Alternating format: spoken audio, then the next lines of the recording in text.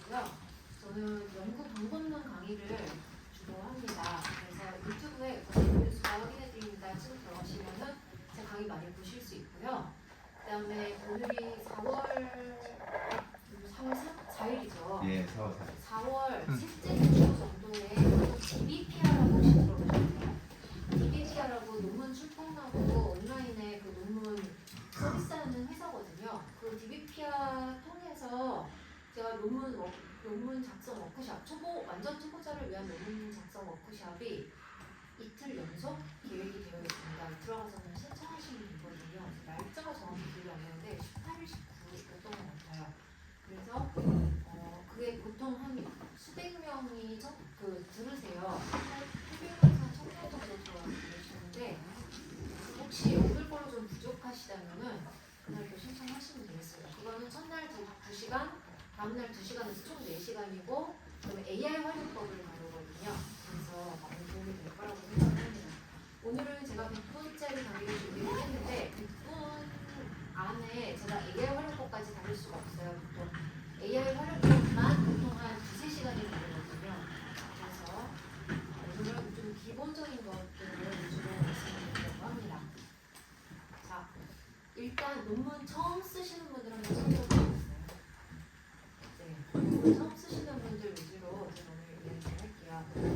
논문을 왜 쓰냐? 뭐 이렇게 문호전도 하고 뭐 어떤 학교는 졸업을 위해서도 논문을 써야 되고 또 어떤 사람들은 앞으로의 이제 진로를 위해서 또 논문 쓰시는 분들이 있는데 우리가 논문을 왜 쓰는가를 고민을 하셔야 되는데 뭐 여러 가지 이유들이 있겠지만 가장 근본적으로 논문 자체만 놓고 봤을 때는 논문은 문제를 해결하기 위해서 씁니다. 논문은 문제를 해결하기 위해서 쓰는 거예요. 예를 들면은 여러분 제가 K-팝을 좋아하거든요.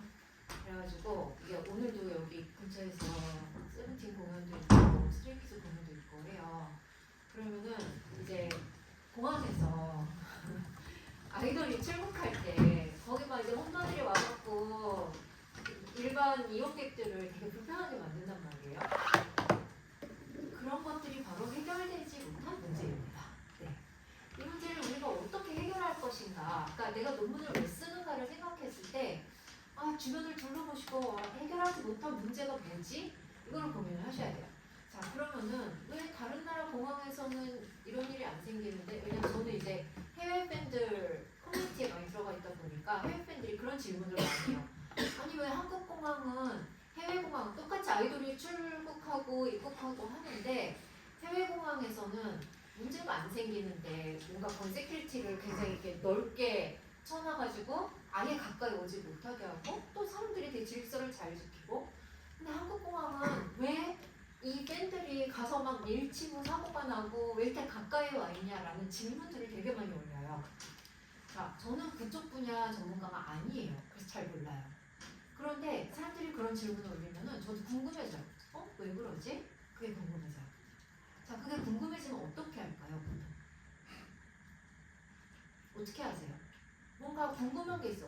진짜 왜 이러지? 그럼 보통 어떻게 하세요? 검색을 하시죠. 검색을 하셔야 돼요. 나 이거 문제인 것 같아. 그래서 또 가장 최근에 제가 들은 소식은 이제 사전에 그 아이돌 출국할 때 사전에 뭐 신고를 하는 거를 그냥 없애겠다. 해서 그 결제 라인 그 과정 중에 정보가 새나가서 홈모들한테까지 이게 가니까 애초에 그냥 신고제로 하지 않겠다. 그러니까 또 사람들이 또 막 질문을 해요. 그러면은 이거 더 나빠지는 거 아니야? 이렇게 질문을 해요. 그럼 저도 궁금하죠. 정말 그럴까? 안 그럴까? 그러면은 우리가 보통 제일 먼저 우리가 하는 것은 검색을 합니다. 검색하셔야 돼요. 그래서 어떤 문제점을 찾았을 때 검색을 하세요. 검색했는데 답이 안 나와요. 그러면은 그때 바로 그 주제를 갖고 논문을 쓰시면 되는 거예요. 그냥 괜히 아무 문제도 없는데 논문을 쓰는 게 아니라 문제가 있는데 그 문제에 대한 해결책을 아직 찾지 못했을 때 그것이 여러분의 논문 주제가 되는 것입니다. 자, 그렇기 때문에 논문은 설명문이 아니에요. 설명문은 보고서예요.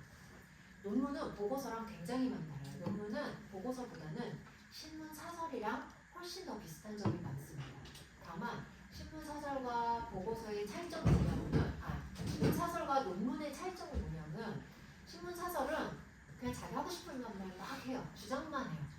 그런데 논문은 주장을 그렇게 막 자기 주장만 하는 게 아니라 왜 그렇게 안 하냐면은 그렇게 자기 얘기만 하잖아요. 사람들이 뭐야 자기 얘기만 하잖아 하고 들으려고 하지 않아요. 즉 설득력이 없어져요.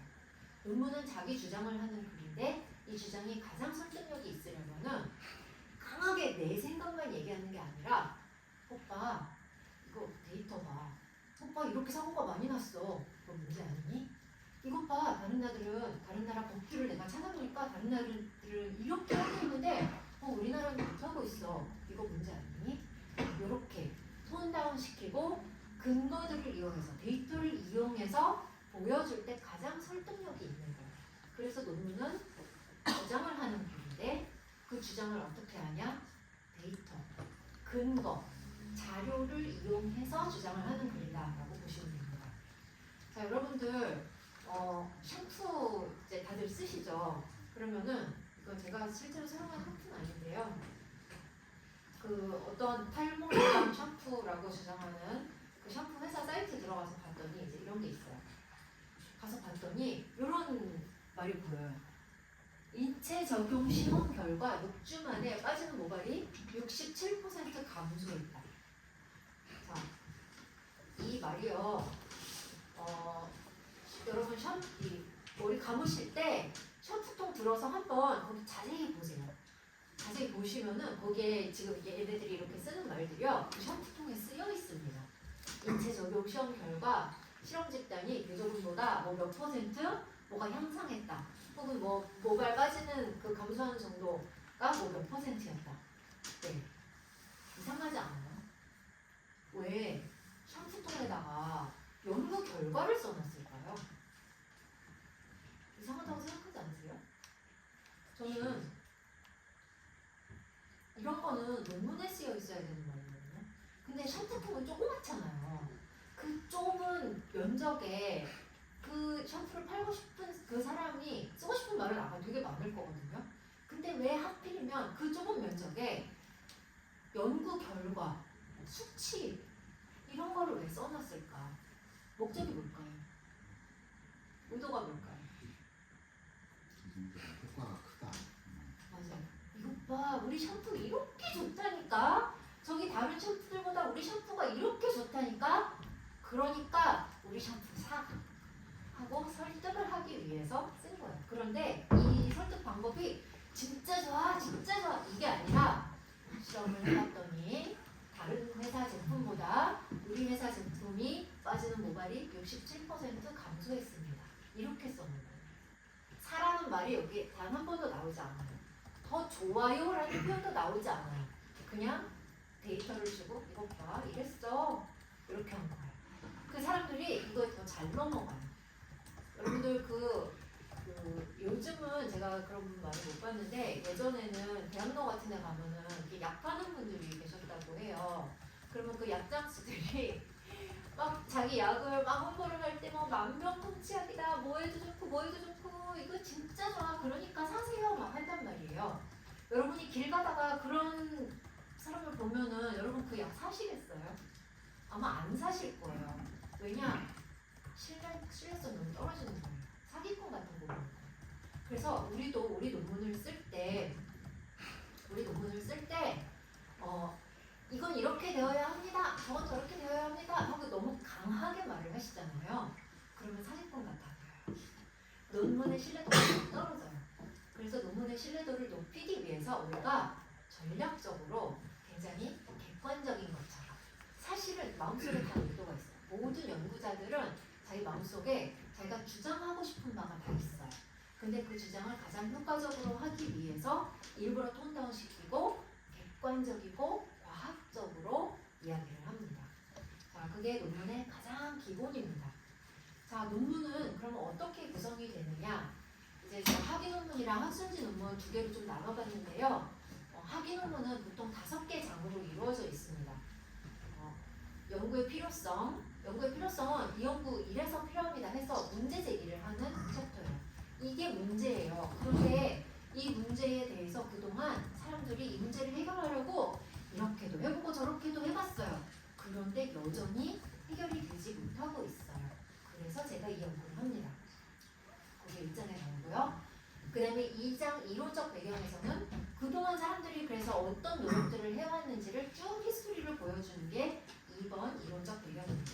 그 다음에 3장은 그래서 나는 연구를 어떻게 하겠다. 그 다음에 4장에는 결과, 5장에 논의가 나와요. 자, 학술지 논문이 학위 논문과 조금 다른 점 뭐냐면은 학술지 논문은 이 학위 논문의 1, 2장이 합쳐져 있는 경우가 많아요.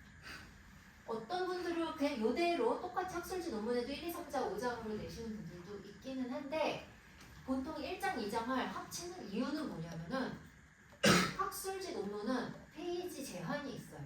근데 1, 2장을 내가 분리를 시켜놓으면은 페이지가 넘어가게 되는 거예요. 그래가지고 페이지 수를 아끼기 위해서 1장, 2장을 합쳐서 하나의 챕터로 만드는 경우가 많습니다. 저게 꼭 저렇게 해야 된다라고 정해진 건 아니에요.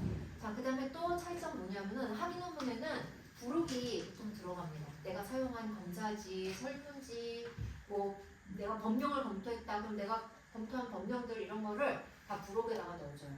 학술지 논문은 그런 거는 넣지 않습니다. 왜냐? 페이지 제한이 있기 때문에 이 저작권 문제도 있고. 자, 그래서 여러분들이 논문을 쓰실 때 나 설문지 개발해야 되는데 설문지 여러분 마음대로 개발하시면 안 되거든요. 다 뭔가 근거가 있어야 돼요. 근데 다른 사람들은 그거 어떻게 설문지 할 때 거기다 어떤 문항 썼지? 그게 궁금하시면 그걸 어디서 찾으실 수 있냐면은 학위 논문의 부록에 가면은 보통 설문지가 다 부록에 들어가 있습니다. 통째로.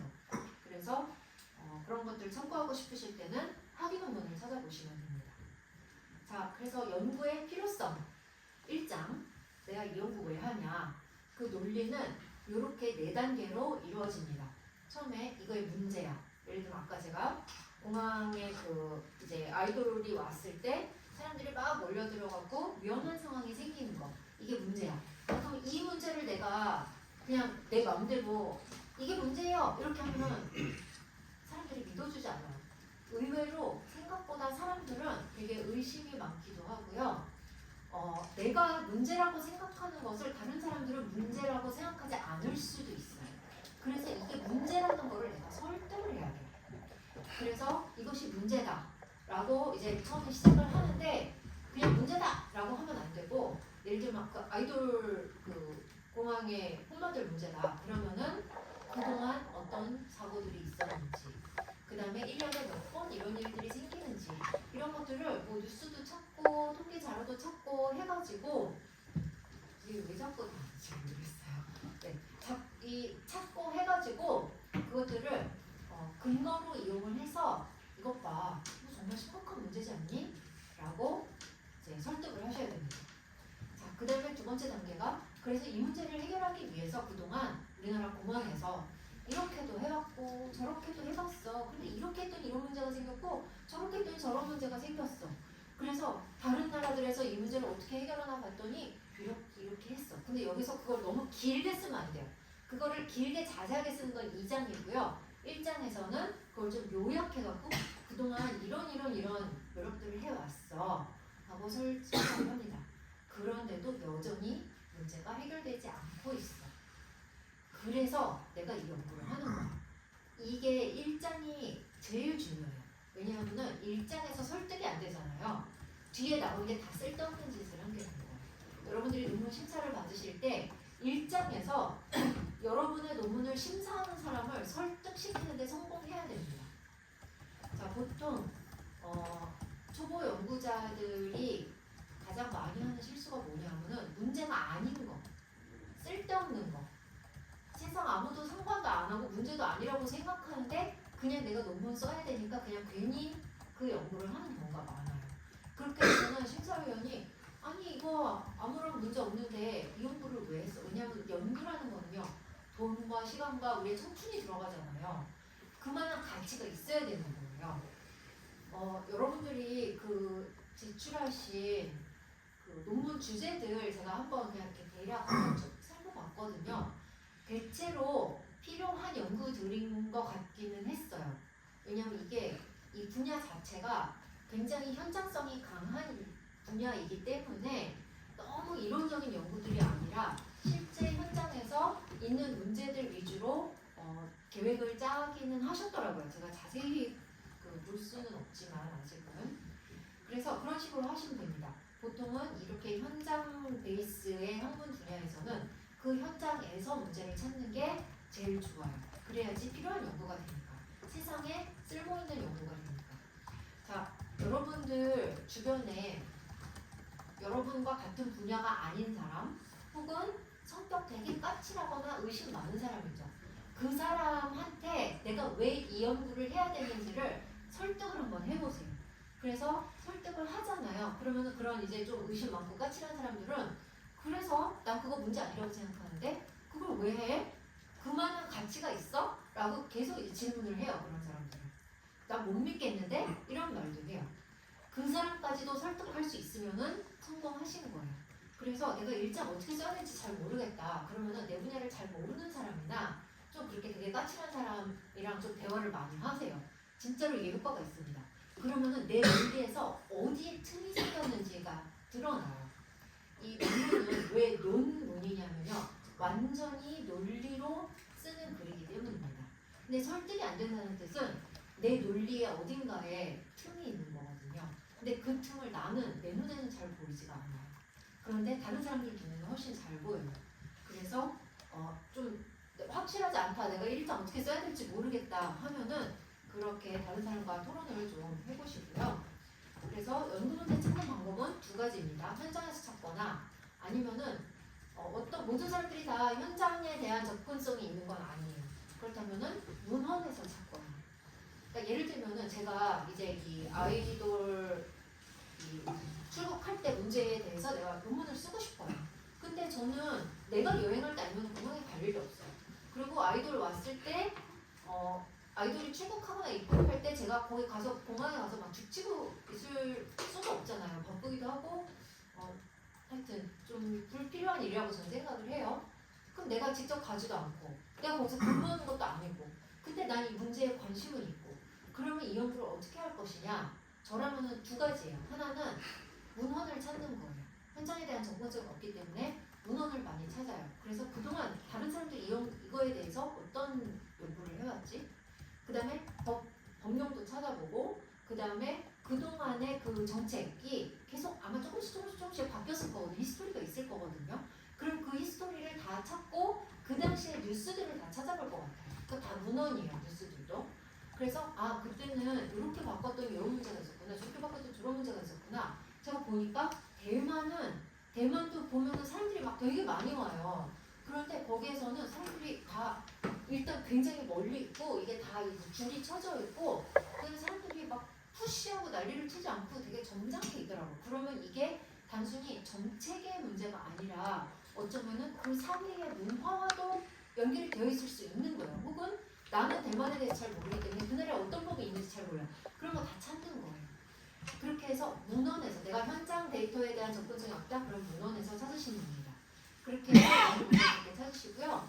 또 하나는 저라면은 한 번은 일부러 내가 연구를 위해서 도대체 여기에서 실제로 무슨 일이 일어나는가를 확인하기 위해서 한 번쯤은 가볼 것 같아요. 실제로 내 눈으로 확인하고 문헌에서 다른 사람들이 찾지 못한 문제들을 내가 직접 관찰함으로써 내가 인사이더가 되진 않더라도 아웃사이더로서 관찰하면서 이런 문제가 있네. 예를 들면 여기에서 여기까지의 거리가 너무 먼 게 문제네. 아니면은 뭐 인력이 너무 부족한 게 문제네. 이런 것들을 나의 관찰만으로도 약간 인사이트를 통해서 찾으실 수가 있어요. 이게 논문이요. 기계적인 일이 아니에요. 논문은 질적 연구든 양적 연구든 연구자가 자기의 통찰을 굉장히 많이 사용을 해야 돼요. 왜냐하면 우리가 연구하고자 하는 것은 여러분들 이제 여기 학생들도 많이 있더라고요. 학부생 때는 여러분 공부를 어떻게 하냐면요. 교과서에 있는 거를 배웁니다. 교과서에 있는 건 뭐냐면은 누군가가 만들어 놓은 지식을 내가 먹는 거예요. 소비하는 거예요. 근데 논문을 쓰는 행위는요.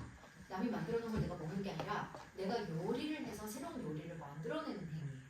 지식을 소비하는 행위가 아니라 새로운 지식을 생성하는 행위란 말이에요. 완전히 달라요. 그래서 논문을 쓸 때 학부생의 마인드로 쓰시면 안 돼요. 남이 해놓은 거 내가 열심히 배워야지 이런 마인드로 쓰시면 안 되고요. 남이 찾지 못한 거 내가 찾아낼 거야. 남이 솔루션 찾아내지 못한 거 내가 만들어낼 거야. 이런 마인드로 쓰셔야 돼요. 그러기 위해서는 여러분의 인사이트가 굉장히 중요해요. 네, 연구 문제 고르는 것부터 인사이트가 중요합니다. 자, 많은 연구가요. 우리가 이제 연구는 어떤 하나의 문제에서 시작한다고 했잖아요. 보통은 예를 들면 아이돌 문제다. 그러면은 와, 제가 처음에 발견하는 문제는 뭐냐면 누가 푸시해서 넘어져서 다쳤어요. 그러면은 어떤 한 사람의 사고, 그게 문제인 거예요. 그리고 그것 때문에 아이돌이 막 스트레스 받아서 막 뛰어가요. 그게 문제인 거예요. 거기에서 시작을 합니다. 요거 문제네 하고 문제 발견을 해요. 그럼 마치 뭐 같으냐면요. 길을 걸어가다가 뭔가 바닥에 반짝반짝 하고 내 눈에 띄는 게 있어요. 그래서 내가 그걸 이렇게 주워 올립니다. 그런데 요것만 보통은요. 대부분의 논문은요. 요 문제 찾아서 내가 요거 해결했다고 그 문제가 해결되지 않아요. 왜냐하면 보통 대부분의 문제들은요. 훨씬 더 넓은 문제와 연결이 되어 있어요. 보통은 시스템의 문제와 연결이 되어 있습니다. 그래서 내가 처음에 발견한 문제는 되게 작은 문제일 수 있지만 이게 왜 문제가 되지? 애초에 왜 콤마라는 것은 왜 필요하며 그 사람들은 왜 그렇게 거기서 경쟁적이며 그 원인을 따라가다 보면은 결국 이게 자본주의 사회에 돈과 연결이 된다든지 권력과 연결이 된다든지 우리 사회의 시스템의 어떤 실패와 연결이 된다든지 그래서 어떤 시스템적인 문제까지 연결이 되어 있어요. 그래서 정말 좋은 논문은요. 여기서만 끝나는 게 아니라 이걸 따라가서 그 뒤에 있는 더 큰 문제까지 건드려야 돼요. 여러분 우리가 더 큰 문제를 해결할 수는 없어요. 논문 한 편으로 세상을 우리가 바꿀 수는 없어요. 그런 경우는 거의 없습니다. 하지만 그래도 내 논문의 맨 마지막 장 논의 부분에서 그런데 사실은 이게 더 큰 시스템의 문제와 연결이 있습니다. 우리나라에 뭐 이거 양성 과정이 문제가 있어요. 혹은 우리나라 사회에 너무나도 경쟁적인 문화 혹은 유튜브의 어떤 정책 시스템 이런 것들과 연결이 되어 있습니다. 네, 이런 것들까지 좀 밝혀주시는 게 좋습니다. 자, 그래서 연구 주제 정하실 때는 자기가 궁금한 것으로 하세요. 그 다음에 지도 교수님이 하라고 하는 것으로 하세요. 일부 예스입니다. 근데 여러분이 궁금한 것과 지도 교수님이 하라고 하는 게 일치하지 않는 경우도 있어요. 그럴 때에는 이제 학위 과정, 그러니까 석사, 박사 학위 과정이다. 그러면은 최우선순위는 뭐냐면은 여러분이 졸업할 수 있는 주제로 쓰셔야 됩니다. 네. 그게 내 궁금증이든 지도 교수님이 하라는 것이든 간에 상관없이 여러분이 요 시기에 졸업하는 시기에 그 타이밍에 딱 맞춰서 끝낼 수 있는 논문. 논문은요 시작은 누구나 할 수 있어요. 끝내는 게 어려운 거거든요. 끝낼 수 있는 논문으로 하세요. 그 다음에 요번에 이제 공모전 내시는 분들, 학부생분들 많으시죠?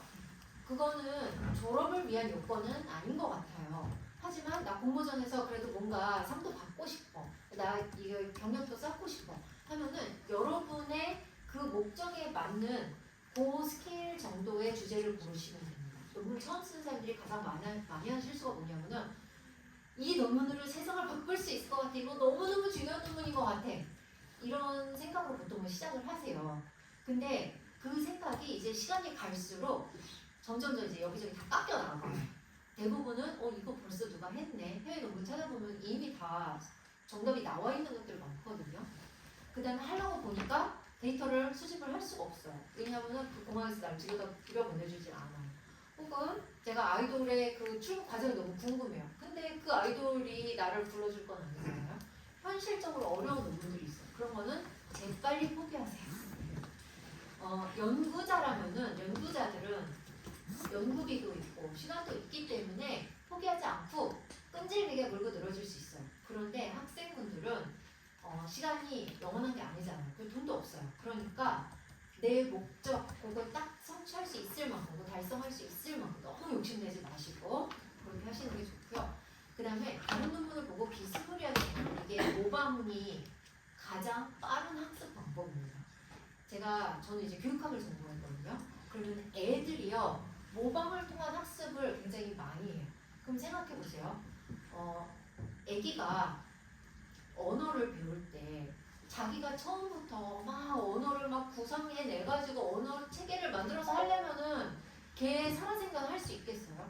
못해요. 그 애기들이 언어를 어떻게 배워요? 모방을 통해서 다른 사람들이 하는 거를 유심히 보고서 따라한단 말이에요.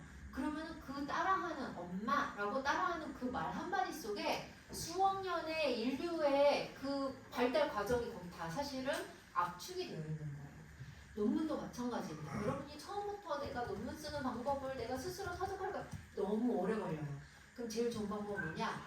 다른 사람이 쓴 논문 보고 아, 이 사람 이렇게 썼구나, 이렇게 썼구나, 아, 일정을 이렇게 썼네, 그 다음에 연구 문제 이렇게 썼네, 연구 방법 이렇게 했네 하고 다른 사람이 한 걸 보고서 배우세요. 그게 제일 빠릅니다. 그리고 가장 효과적이기도 하고요.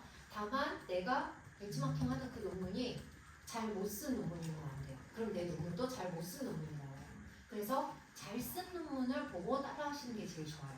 여기서 따라한다는 거는 글을 그대로 베끼라는 게 아니에요. 어떻게 쓰는구나, 1장에 이런 얘기가 들어가고 3장에 이런 얘기가 들어가는구나, 그거를 보고 뭐랄까요, 그 체계를 따라하라는 거예요. 논문에서 제가 이따 표절 얘기하겠지만 표절을 절대로 하시면 안 돼요.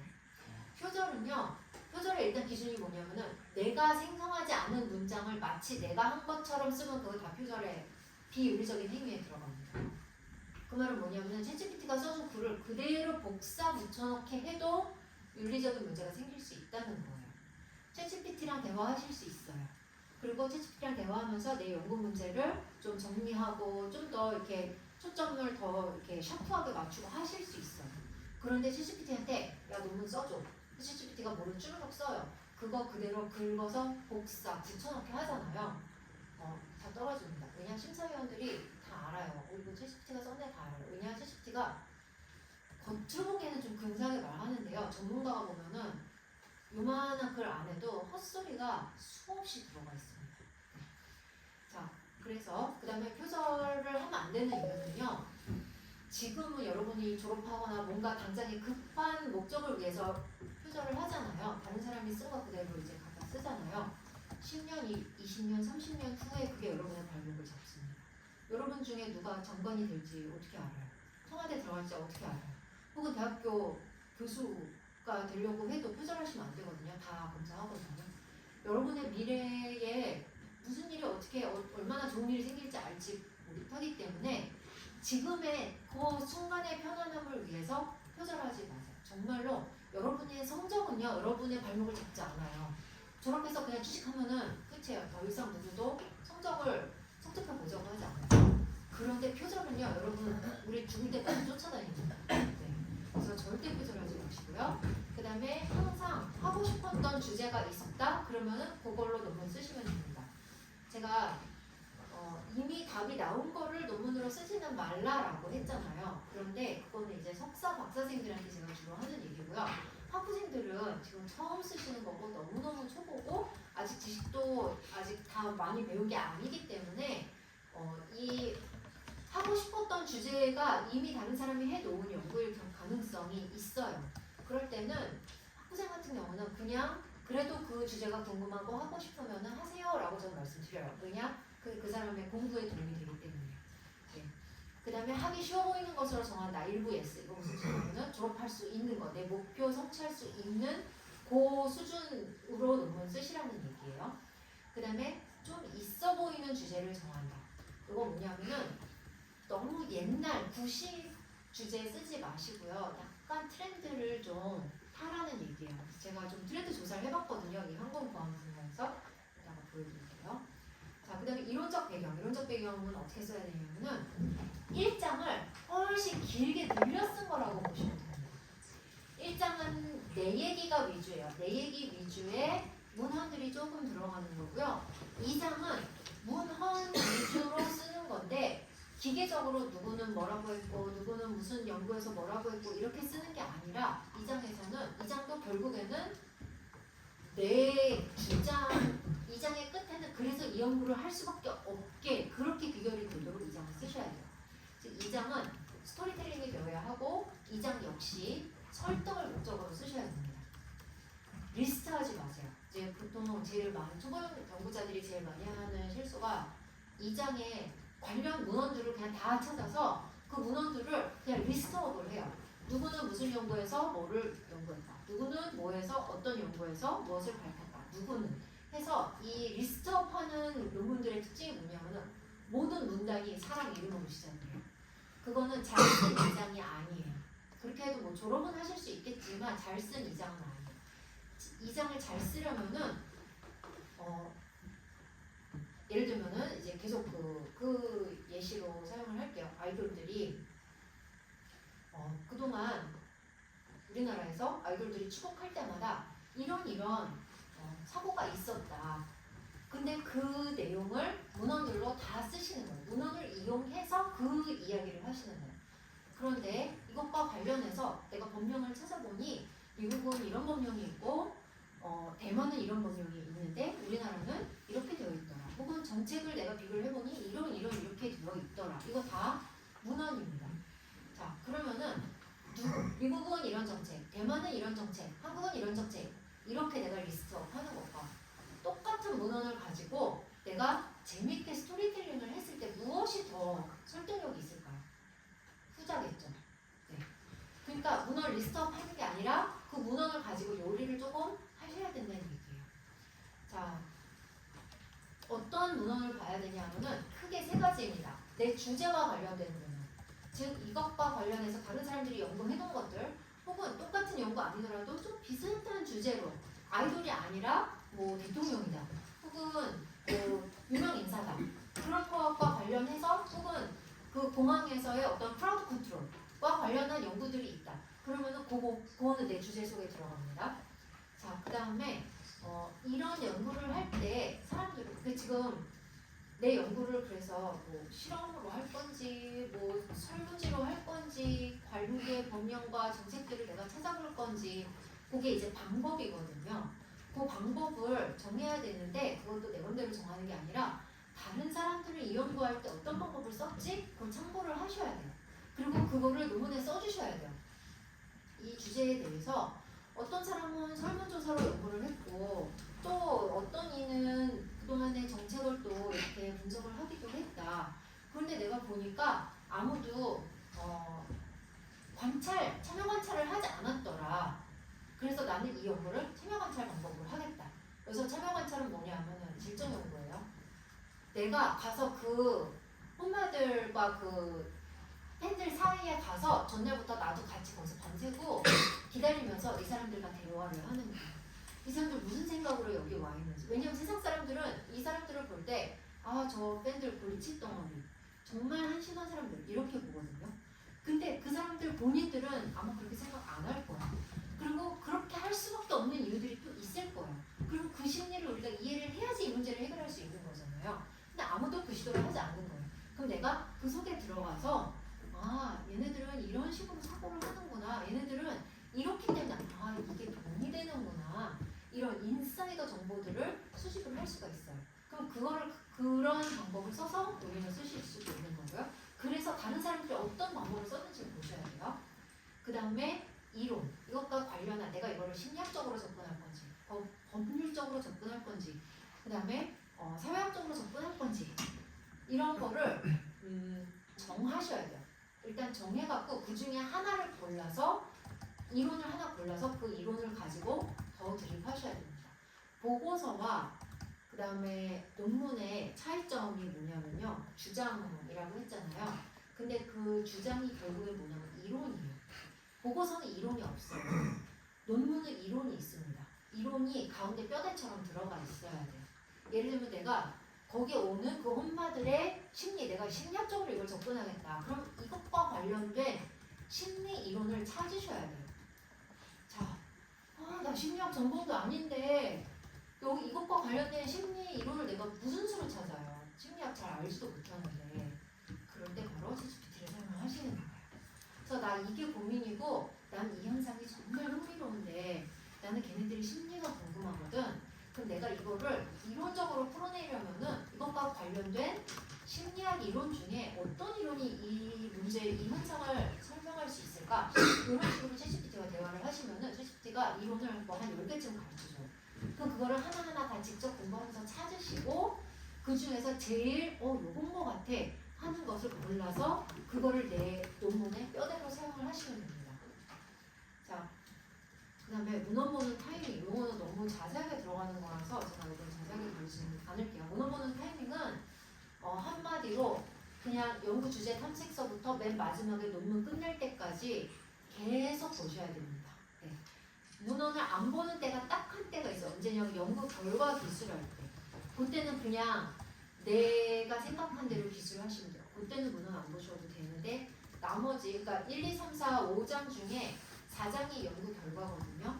4장 쓸 때 빼고 나머지 1, 2, 3, 5장에서는 다 문헌을 계속 보고 계셔야 됩니다. 논문 쓸 때 문헌에 있는 얘기를 갖다가 끌어다가 쓰셔야 되거든요. 자, 그 문헌은 언제 보냐 하면은 제가 아까 언제 보냐가 아니라 문헌을 어떻게 논문에 잘 녹여내느냐는 어떻게 하냐면요. 저는 이런 상상을 해요. 제가 이제 그 심리학, 뼈대가 되는 심리학 이론이 있을 거라고 했잖아요. 그러면은 그 이론을 이게 우리가 쓴 논문은요, 집 짓는 거랑 되게 비슷해요. 지식의 집을 짓는 거라고 상상을 하세요. 그러면 그냥 아무렇게나 막 거기다 시멘트 올리면 집이 되는 게 아니에요. 굉장히 철저하게 계획을 해야 되고 뼈대가 있어야 돼요. 그 뼈대가 바로 이론입니다. 그 이론을 가지고 뼈대를 먼저 세우시고요. 근데 뼈대만 가지고 집이 되는 게 아니잖아요. 이 메인 뼈대가 있으면 그 사이에 이렇게 샅샅이 들어가는 작은 이런 뼈대들이 있어요. 그게 뭐냐면은 핵심 이론이 있고요. 그 다음에 사이사이 들어가는 게 뭐냐면 다른 사람들이 그것과 관련해서 했던 연구들입니다. 제가 했던 연구 중에 하나가 제가 저런 연구를 했어요. 제가 케이팝을 좋아한다고 했잖아요. 그래서 응원봉 연구를 했어요. 근데 저희 딸이 응원봉 사달라고 했을 때는 제가 딸과 같이 콘서트도 다니고 했지만 응원봉이 너무 비싼 거예요. 10만 원씩 해요. 근데 응원봉을 1년에 한 번 써요. 콘서트 갈 때. 그리고 나머지는 그냥 집에서 이렇게 모셔놔요. 그러면은 이 부모의 마음에서는 진짜 쓸데없는 거를 왜 저렇게 비싸게 사지? 너무 이해가 되지 않아요. 근데 이들은요 응원봉이 없으면은 저 가지를 못해요. 저 콘서트를 가지를 못해요.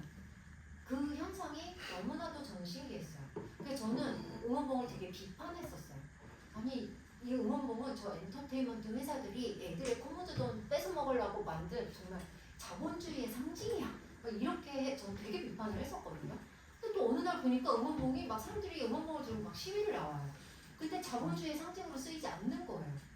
아니 응원봉이 내가 되게 비판하고 완전히 그 돈과 욕심의 상징이었던 응원봉이 또 어떤 민중의 상징이 되어 있는 게 너무 이상해요, 이 현상이. 그래서 이거를 내가 그럼 어떻게 이해를 해야 되지? 그래서 연구를 찾아봤는데 관련된 연구가 없어요. 그래갖고 그러면 내가 연구를 해야겠다. 너무 궁금하니까.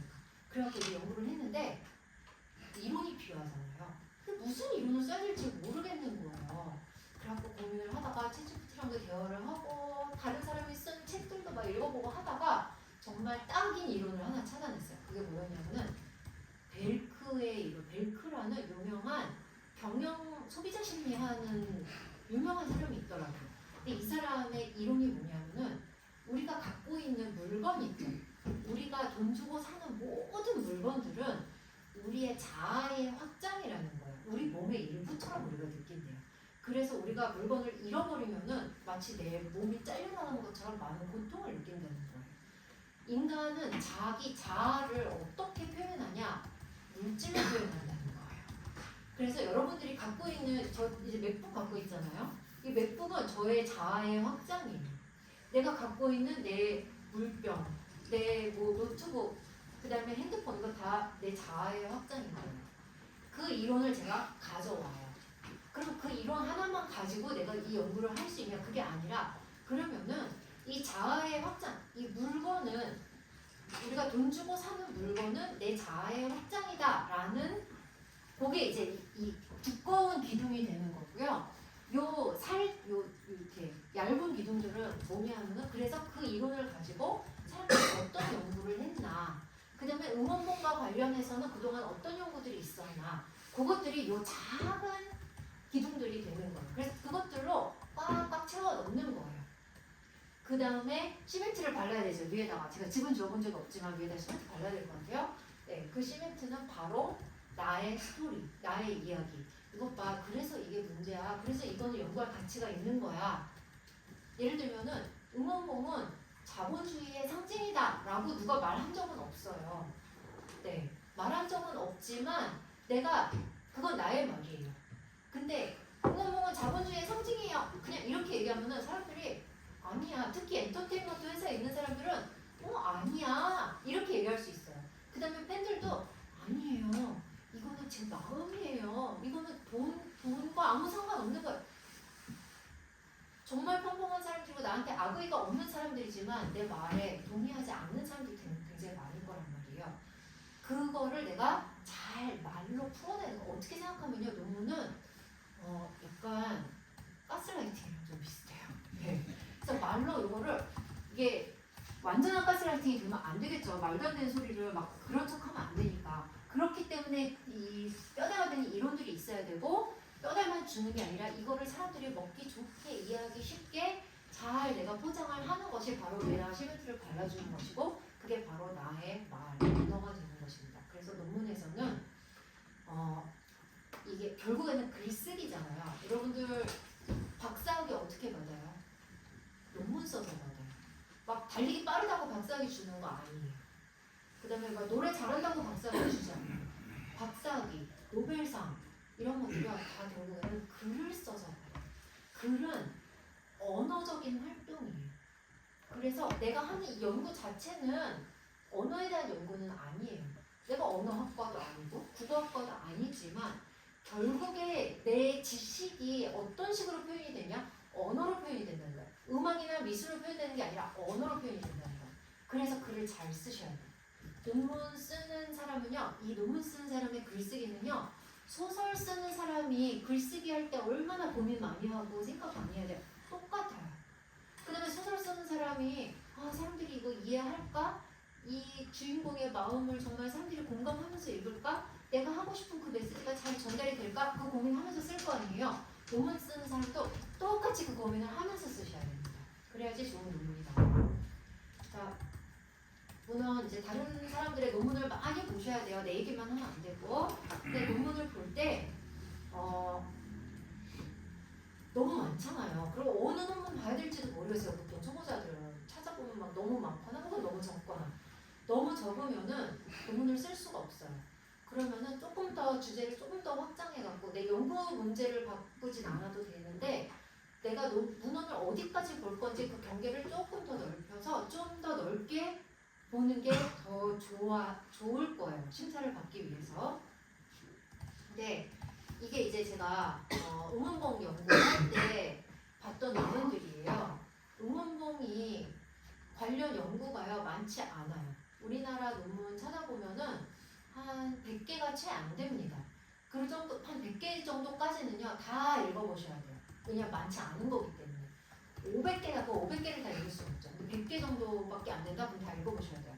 자, 근데 100개가 많진 않다고 하긴 하지만 그거를 읽으면서 그 읽는 동안에 내가 뭘 해야 돼요? 모르실 수가 있어요. 자, 어떻게 하냐? 읽어요. 근데 맹목적적으로 읽는 게 아니고요. 읽으면서 예를 들면은 응원봉의 역사 이게 나오잖아요. 응원봉의 역사를 제가 타고 올라가다 보니까 어디까지 나오는지 아세요? 3.1운동 때 태극기 들고 나가니까 흔들었던 거예요. 우리나라 사람들은 뭔가 시위할 때 사람들이 이렇게 많이 모일 때 서로 몸을 들고 나가는 걸 좋아하더라고요. 그래갖고 응원봉의 역사 부분이 나오잖아요. 거기다가 다 빨간색 딱지를 다 붙여놨어요. 그 다음에 읽다가 엔터테인먼트 회사들이 돈을 어떻게 버는지 자본주의에 대한 얘기가 나오잖아요. 거기 다 오렌지색 딱지를 다 붙여놨어요. 그 다음에 응원봉이 이게 기계잖아요. 기계다 보니까 특허도 있고 이게 처음에 SM에서 처음 만들었더라고요. 그래갖고 그것과 관련된 굉장히 테크니컬한 그러한 논문들이 있더라고요. 그런 거는 다 파란색 같이 붙여놨어요. 그래서 읽으면서 다 이렇게 컬러 코딩을 해놓는 거예요. 근데 그렇게 되면 이제 색깔이 너무 많아지고 빨주노초 파는 7가지 색깔 주고 모자라요. 그러니까 뭐 두꺼운 포스트잇, 얇은 포스트잇, 그 다음에 이거 비닐로 된 포스트잇, 종이로 된 포스트잇 이제 여러 가지를 하다 보니까 이제 나중에 기억이 안 나요. 뭐가 뭐였는지. 그래서 이런 식으로 인덱스를 만들어 놓습니다. 그냥 이거 그냥 이면지거든요. 그냥 아무렇게나 그냥 이면지에다가 잊어버리지 않으려고 그래서 이렇게 다 제가 인덱스 만들어 놨어요. 서브컬처, 정체성, 그 다음에 아이돌, K-팝의 역사, 뭐 이런 식으로 팬덤 심리 이렇게. 그 다음에 나중에 내 논문을 쓸 때 내 논문이 이제 연구 그 1장 쓸 때 어떻게 하냐면은 연구 필요성 쓴다고 했잖아요. 연구 필요성 쓸 때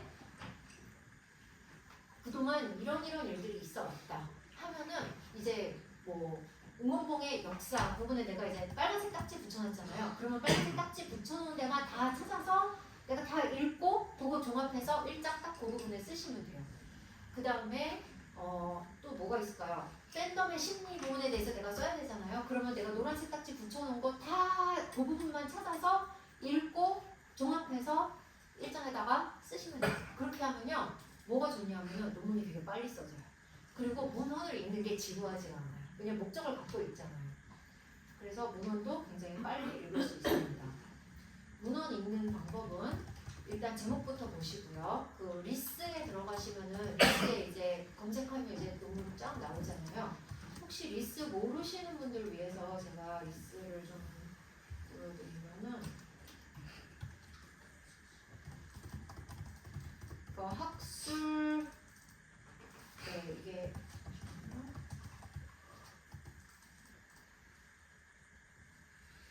인터넷이 안 돼갖고 그냥 제가 요거 알려드릴게요.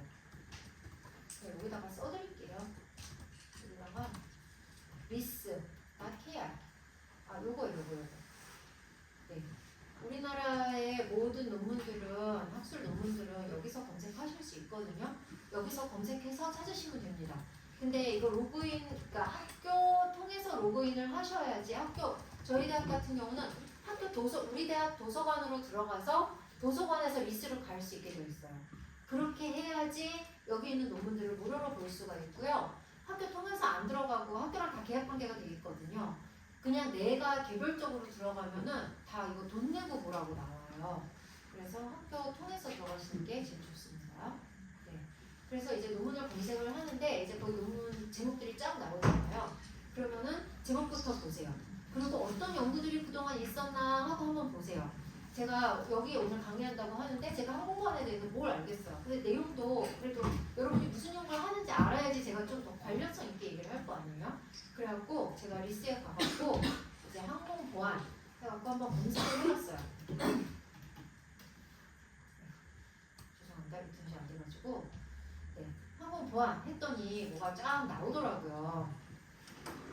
그래서 제목만 쭉 훑어봤어요. 쭉 훑어보면서 이 분야는 이런 주제로 연구를 많이 쓰고 방법론은 이런 걸 쓰는구나. 이게 좀 그 트렌드가 좀 보이더라고요. 자, 그래서 전체적인 지형을 먼저 보시고 그 다음에 초록을 보면서 내 연구와 관련 있는 것들을 선정을 하세요. 그 다음에 저는 그거 PDF를 저장을 합니다. 일단 아직 프린트는 안 하고요. 그래서 뭐 한 100개 정도 모였어요. 그러면 그 중에서 정말 내가 꼭 읽어야 되는 정독해야 되는 거죠. 그런 것들은 프린트를 해서 읽습니다.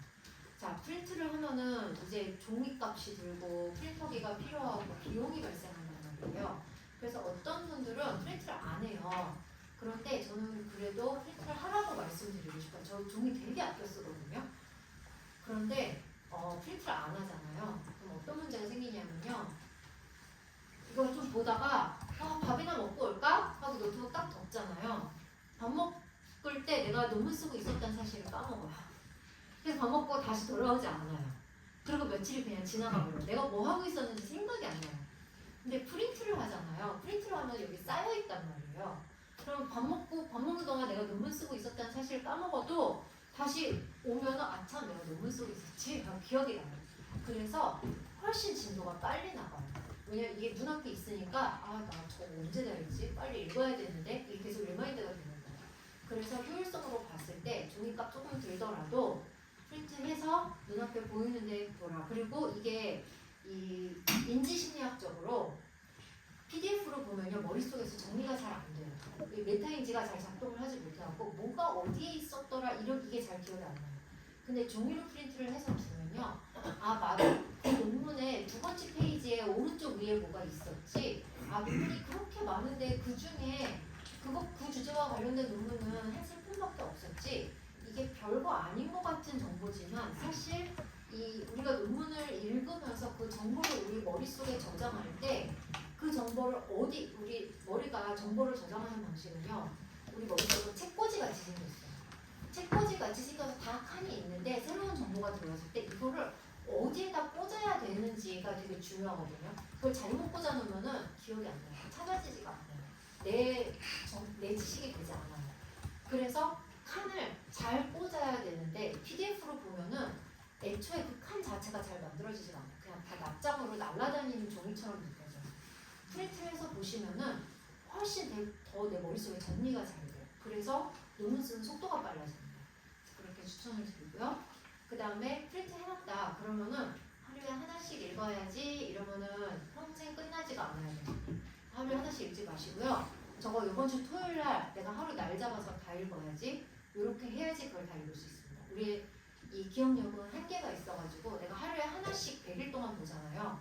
100번째 논문 보는 날 첫 번째 내가 뭘 봤는지 전혀 기억이 나지 않아요. 그래서 논문을 쓸 때는 정보를 종합해서 써야 되거든요. 그래서 조금씩 찔끔찔끔찔끔 길게 하지 마시고요. 특히 이 다른 사람 논문 읽는 거는 하루 날 잡아서 그날 하루에 다 해버리세요. 그래야지 그게 종합적으로 내 머릿속에 한 덩어리로 남게 됩니다.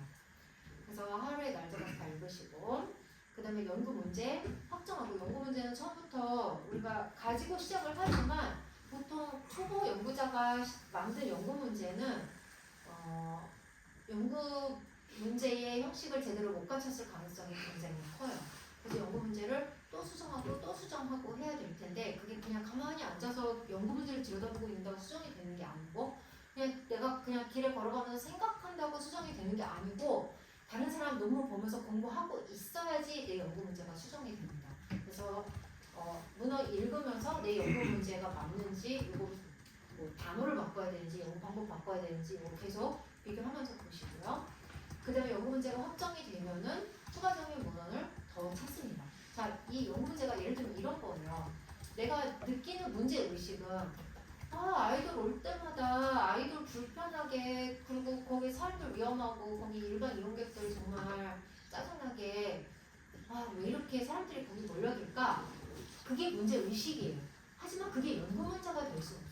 연구 문제는 정확하게 핀으로 딱 꽂듯이 정확하게 해야 돼요. 그래서 내가 알고 싶은 게 거기 오는 그 팬덤의 심리인지 우리나라 정책이 어디에 문제인 건지 아니면은 어떤 그 뭐 시스템의 문제인 건지 그걸 하나를 정하셔야 돼요. 그걸 다 할 수가 없어요.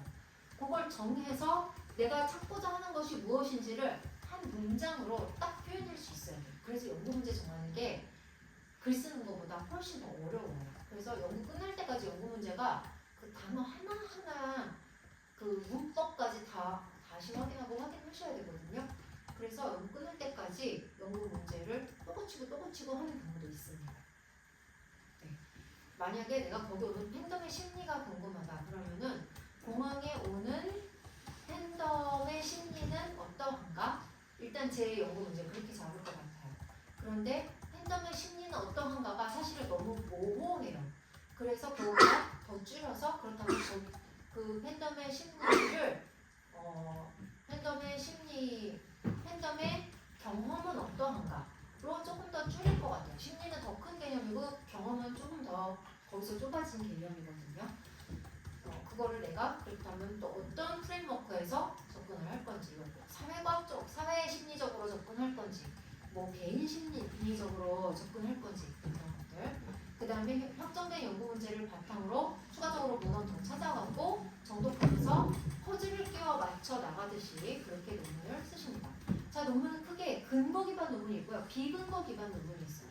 근거 기반 논문은 뭐냐면은 데이터를 가지고 쓰는 논문이 근거 기반 논문. 그 데이터는 내가 이게 설문조사한 데이터, 숫자 데이터도 데이터고요. 그 다음에 인터뷰한 거, 포커스 그룹 한 거, 이런 것도 데이터입니다. 비근거 기반 논문은 뭐냐면은 그냥 철학적인 논문. 철학적인 논문은 보통 자기 생각을 그냥 쓰거든요. 누구 어떤 데이터를 가지고 쓰는 게 아니라 그냥 자기 주장을 하는 논문이에요. 비근거 기반 논문을 쓸 건지 근거 기반 논문을 쓸 건지 내가 내 주장을 위주로 논문을 쓸 건지 아니면 데이터를 기반으로 논문을 쓸 건지를 맨 처음에 먼저 결정하셔야 돼요.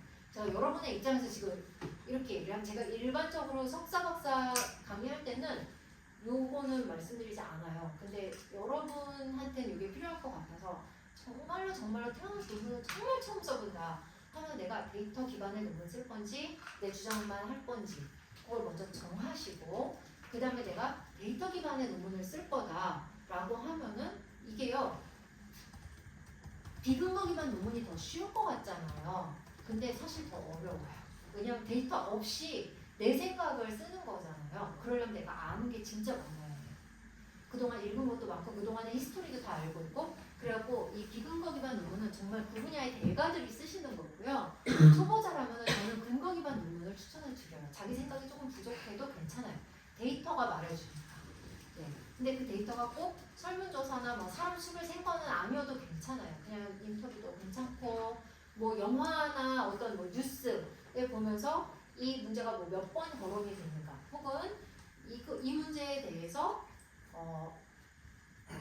이 문학이나 아니면 영화나 예술 쪽에서는 어떤 단어 표현을 쓰는가 이거를 좀 되게 문제시하는가 아니면은 이걸 어떤 식으로 해석하는가 이런 것도 다 근거 기반 논문이 될 수가 있습니다. 자 그래서 근거 기반 논문을 쓰기로 이제 결정하셨잖아요. 그러면은 크게 양적 연구와 질적 연구로 나뉘어집니다. 양적 연구는 숫자 가지고 하는 거예요. 질적 연구는 말을 가지고 하는 거예요. 근데 우리가 살고 있는 이 세상은 디폴트가 양적 연구예요. 양적 연구는 과학을 신으로 받더라고요. 우리의 신은 과학이에요. 예전에 중세시대 때는 신이 기독교의 신이었잖아요.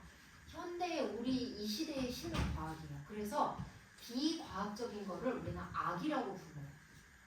저건 너무 주관적이고 비과학적이야. 저거는 악해라고 합니다. 자, 우리가 그러한 패러다임 속에서 살고 있기 때문에 양적 연구 여러분의 이 사고 패턴이나 이런 것들이 대체로 우리 모두가 다 양적 연구에 맞춰져 있어요. 그래서 우리는 자꾸 비교를 하고 싶어하고 향상이나 변화를 보고 싶어하고 그 다음에 이게 문제라고 생각한 사람들은 100명인데 이게 문제가 아니라고 생각한 사람들은 2명이었어요. 이게 100명이 훨씬 큰 숫자니까 이건 문제가 맞아요. 그것도 다 양적 연구 패러다임 속에서 나올 수 있는 얘기예요. 질적 연구는 그 반대예요. 질적 연구에서는 100명이 이게 문제라고 했지만 이 2명의 소리를 들어봐야 돼요. 이게 질적 연구예요. 자, 그래서 양적 연구는 크게 진실험 연구, 중실험 연구, 상관 연구, 기술 연구가 있는데요. 실험 연구를 제가 그동안 이 학회에서 나왔던 논문들 살펴보고 그다음에 여러분들이 제출하신 그 논문 주제들 보니까 여기서는 실험 연구는 거의 하시기가 어려운 것 같더라고요. 실험 연구는 이 실험실의 쥐처럼 한쪽 그룹에는 뭐를 주고 한쪽 그룹에는 뭐를 주지 않아서 비교하는 연구가 실험 연구예요. 그러면 이 분야에서 하실 수 있는 실험 연구는 그러니까 예를 들면은 이런 거예요. 아이돌을 예로 들게요. 아이돌이 왔을 때 한 번은 그 보안선을 넓게 쳤을 때의 군중의 행동, 그 다음에 보안선을 둥글게 쳤을 때의 군중의 행동이 어떻게 다른가? 그렇게 하면 그거 실험 연구 될 수 있어요. 네. 두 가지의 다른 조건을 주고 비교를 한 거잖아요. 혹은 거기에 그 보안 요원들이 20명이 제복을 입고 있을 때의 군중의 반응, 그 다음에 보안 요원들이 사복을 입고 있을 때의 군중의 반응 어떻게 다른가 궁금하잖아요. 그런 게 바로 실험 연구입니다. 즉 실험 연구는 내가 조건을 인위적으로 설정을 해갖고 관찰을 해서 비교를 하는 연구가 실험 연구예요. 자, 진실험 연구와 준실험 연구는 여기서 이렇게 실험실 안에서 하는 연구는 없기 때문에 이건 제가 굳이 설명하진 않고요. 그냥 다 합쳐서 그렇게 하는 게 실험 연구라고 보시면 되고요. 상관 연구는 뭐냐면은 무엇이 커질수록 무엇이 같이 커진다. 혹은 보안 요원이 많아질수록 군중의 행동이 얌전해진다. 보안 요원이 적어질수록 군중의 행동이 점점 더 와일드해진다. 이런 게 상관 연구입니다. 무엇이 변함에 따라서 다른 변인이 어떻게 같이 변했는지. 그럼 요거는 여러분들이 현장에서 직접 이 데이터 관찰해갖고 데이터를 기록을 해갖고 연구를 하실 수도 있고요. 아니면은 있는 데이터를 가지고 하실 수도 있습니다. 그 다음에 기술 연구, 요거는 디스크립티브, 여기서 기술은 디스크립티브, 묘사하는 거예요. 그래서 예를 들면은 그 신고 아이돌이 사전에 신고하도록 했을 때 엄마가 몇 명이 이 팬이 몇 명이 왔는지, 그 다음에 신고 이제 하지 않게 바뀌었을 때 몇 명이 왔는지, 그거를 그냥 그래프로 보여주고 싶다. 그러면은 그거는 기술 연구입니다. 네. 그래서 기술 연구는 그냥 그래프, 그냥 보고서랑 제일 비슷한 연구라고 보시면 돼요. 그냥 쭉 파이 차트 보여주고, 그냥 수치 보여주고, 그래프 보여주고. 네. 그래서 양적 연구는 이런 식으로 뭔가 측정을 하는 연구고요. 그 다음에 질적 연구는 숫자로 표현할 수 없는 것들이 많아요, 세상에. 그러니까 예를 들면은 이제 그 아이돌 그 상황이다. 그러면은 가운데 아이돌이 있어요. 그 다음에 보안요원이 있어요. 그다음에 팬이 있겠죠. 그러면 그날 거기서 사고가 났어요. 팬이 다른 팬을 밀어서 사고가 났어요. 자, 그럼 그걸 또 보고 있는 또 세상 사람들이 있겠죠. 그러면은 자, 질적 연구가 되게 이게 철학적으로 깊은 얘기라서 제가 어디서부터 시작해야 될까 지금 고민 중인데, 질적 연구는 하나의 객관적인 진실이 존재하는 건 아니다라는 전제에서 시작을 합니다. 그러면 뭐냐면은 그날 그게 한 팬이 다른 팬을 밀어서 사고가 났을 때 그것은 바람직한 상황인가 아닌가, 혹은 그것은 이 사람이 정말 이 사람을 민 거 맞나? 이 사람이 그 아이돌 보겠다고 막 자기 욕심에 그래서 민 거 맞나? 그거를 하나도 믿지 않아요. 그래서 질적 연구에서는 그 아이돌의 관점에서 이 문제를 바라보고, 거기 있던 보안요원의 관점에서 그 사건을 바라보고, 밀린 사람의 관점, 밀린 사람의 관점, 이 여러 가지 관점에 따라서 그날 있었던 그 사건을 다 다르게 해석하고 있을 거예요. 그거를 연구하는 게 질적 연구예요. 그래서 이게 역사학에서도 많이 사용이 되는데, 우리나라 역사에서 이제 어떤 일이 있었어요. 그래갖고 어떤 사람이 군인한테 맞았어요. 자, 그러면은 우리가 그냥 일반적으로 생각할 때는 저 사람이 이 사람을 때렸다, 우리 이게 진실이라고 생각을 한단 말이에요. 근데 이 맞은 사람한테 물어보면은 맞은 사람 입장에서는 이 사건을 굉장히 다르게 해석할 거예요. 그 다음에 때린 사람 입장 들어보면 때린 사람 입장에서는 또 이 사건을 굉장히 다르게 설명을 할 거고요. 이 순간에 여기서 사진을 찍고 있던 그 사람은 이 순간을 또 굉장히 다르게 해석할 거예요. 관점에 따라서 이게 어떻게 다르게 해석이 될 수 있는가. 그래서 이거는 우리의 역사의 과오가 아닌가, 이거에 대해서는 사람들마다 다 의견이 분분하단 말이에요. 그래갖고 그 분분한 의견을 그럼 우리가 한번 다 들어보자 하는 것이 질적 연구입니다. 그래서 이거는 이제 제가 챗GPT 이용해갖고 같은 주제인데 질적 연구와 양적 연구의 연구 문제로 좀 이렇게 만들어봤어요. 그래서 보시면은 위에 있는 게 양적 연구고요, 밑에 있는 게 질적 연구 문제입니다. 양적 연구 질문은 이런 거예요. 보안 검색 요원의 경력, 근무 시간 피로도가 황지 정확도에 미치는 영향은 무엇인가? 요거는 정확도, 숫자로 표현해야 되잖아요. 양적 연구예요. 보안 검색 요원은 의심스러운 물체를 어떻게 판단하는가? 요거는 숫자로 할 수가 없어요. 이거 물어봐야 돼요. 그러면은 예를 들어서 보안 검색 요원이 사실은요 제가 여기 화면에 본 게 아니고요, 사실은요 제가 저 사람 차림을 보고서 약간 촉이 왔거든요. 제가 사실은 저 사람이 들고 있는 핸드백이나 이런 거가 좀 저거 보고서 제가 약간 촉이 왔거든요. 이렇게 차차만 어디 다른 데서 할 수 없는 얘기들을 할 수 있을 거예요. 네. 그런데 그게 어떤 이거를 찾아내는 매뉴얼에는 들어가 있지 않아요. 하지만 그 사람이 자기 나름대로 사용하는 어떤 감각들이 있을 거예요. 그런 거는 우리가 설문조사로 알아낼 수가 없어요. 왜냐면은 그걸 설문조사로 알아내려면요, 설문지를 누군가 만들어야 되잖아요. 그거 누가 만들어요? 내가 만들어야 돼요. 근데 내가 이 사람이 무슨 촉을 사용하는지, 이 사람이 그 사람이 옷차림 보고 아는 거지, 표정 보고 아는 거지, 뭐 나이를 보고 아는 거지, 뭐 머리 색깔 보고 알 수가 없잖아요. 내가 모르는 상태에서 설문지를 만들 수가 없어요. 그래서 양적 연구, 설문지를 이용한 양적 연구는 언제 하냐면은 연구된 게 많이 있을 때, 그럴 때는 그걸 가지고 여러분들이 설문지 문항도 만들고 근데 연구된 게 별로 없잖아요. 그럼 설문지를 만드실 수가 없어요. 그러면 연구된 게 별로 없다? 그러면 그때는 질적 연구를 하셔야 돼요. 질적 연구는 기초 연구예요. 자, 그다음에 보안 규정 교육 횟수와 규정 준수율 사이에는 유의미한 상관관계가 있는가? 이거는 양적 연구겠죠. 교육을 많이 받을수록 이 사람들이 더 규정을 준수하는가? 이걸 보는 거거든요. 이 질적 연구를 한다면은 현장 직원들은 보안 규정을 어떻게 이해하고 해석하는가? 이건 뭐냐면은 자, 보안 규정 읽어보셨나요? 그러면은 이 현장에 있는 사람들이 아, 읽어보긴 했는데 다 쓸데없는 얘기예요. 이렇게 할 수도 있어요. 그럼 만들어 놓은 게 아무 소용이 없는 거잖아요.